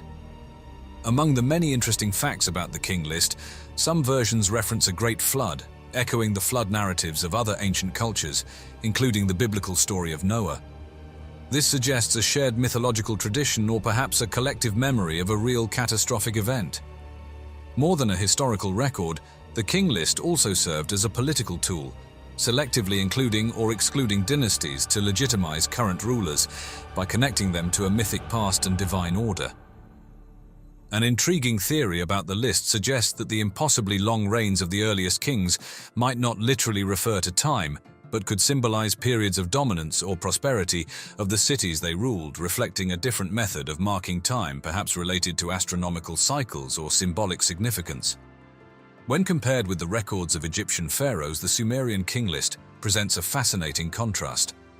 While Egyptian records, such as the Turin Royal Canon, focus on historical accuracy and monumental achievements, the Sumerian list merges mythology with history, indicating a different approach to understanding kingship and the divine. This difference highlights the distinct ways in which these ancient civilizations recorded and perceived their history and rulers. The Sumerian king list, with its mix of historical and mythological elements, offers deep insights into the worldview of one of the world's earliest civilizations. It reveals their beliefs in the divine nature of kingship, the cyclical nature of time, and the eternal struggle between order and chaos, themes that continue to resonate through human history. The Longyou Caves unearthing near Xi'an village in Zhejiang province back in 1992 presented a riddle that has since perplexed historians, archaeologists, and engineers. These extensive man-made grottos carved directly into solid rock stand as a testament to an ancient engineering marvel that's both fascinating and bewildering, especially considering they date back to around 200 BC. What's particularly puzzling is the sheer lack of historical records or mentions of these caves, despite the monumental effort required for their creation. Spanning over 30 meters in height, width, and depth, the Longyou Caves cover an area of more than 1,000 square meters each, with an estimated volume of nearly 1 million cubic meters of rock removed during their construction. This feat would have necessitated thousands of laborers toiling away for decades, if not centuries. The walls, ceilings, and pillars of these caves are adorned with intricately carved chisel marks, displaying a uniform pattern that underscores a high level of planning and skilled craftsmanship. Furthermore, the presence of sophisticated water management features within the caves, including carefully designed drainage channels, speaks to an advanced understanding of hydraulics, keeping the caves remarkably free from water damage over the millennia. The purpose behind the creation of the Longyou Caves has been the subject of various theories. One prevalent belief suggests they were intended for burial or ritual purposes, a common motive behind significant engineering projects in ancient China. Yet the complete absence of human remains, artifacts, or inscriptions leaves this theory shrouded in mystery. Another hypothesis posits that the caves might have served as a grand quarry, although the lack of corresponding construction projects requiring such a vast amount of stone during that period casts doubt on this idea. Alternatively, some speculate that these caves could have been used for storage or as a refuge against invaders or natural disasters, offering a controlled environment for preserving grain and other perishables. When compared to other ancient constructions, the Longyou Caves draw parallels with the underground cities of Cappadocia in Turkey. These subterranean complexes, carved out by early Christians as a sanctuary from persecution, showcase a similar mastery over rock-cut architecture and an intricate understanding of essential elements such as ventilation, water access, and community spaces.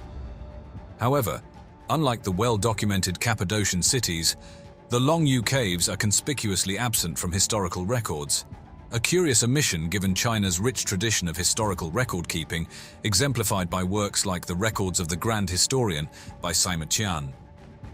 This absence of documentation leads to speculation that perhaps the caves were meant to be kept secret, or that historical records once detailing their purpose have been lost to time. The discovery of the Longyou Caves has significantly enriched our understanding of ancient Chinese engineering and construction capabilities, challenging our assumptions about the technological and organizational skills of the period.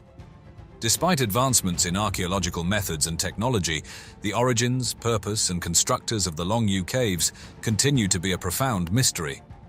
The story of the Minoan civilization, flourishing from around 2700 to 1450 BC on the island of Crete and other Aegean locales, reads like a chapter from a fascinating historical novel. Renowned for their stunning palaces, advanced cities, vivid frescoes, and intricate social structure, the Minoans stand as one of the Bronze Age's cultural and technological zeniths. Yet, the sudden disappearance of this advanced civilization has puzzled historians and archaeologists for ages, revealing a society that, despite its advancements, was vulnerable to the forces of nature and human conflict. At the heart of Minoan culture was the majestic palace at Knossos, unearthed by Sir Arthur Evans in the early 20th century.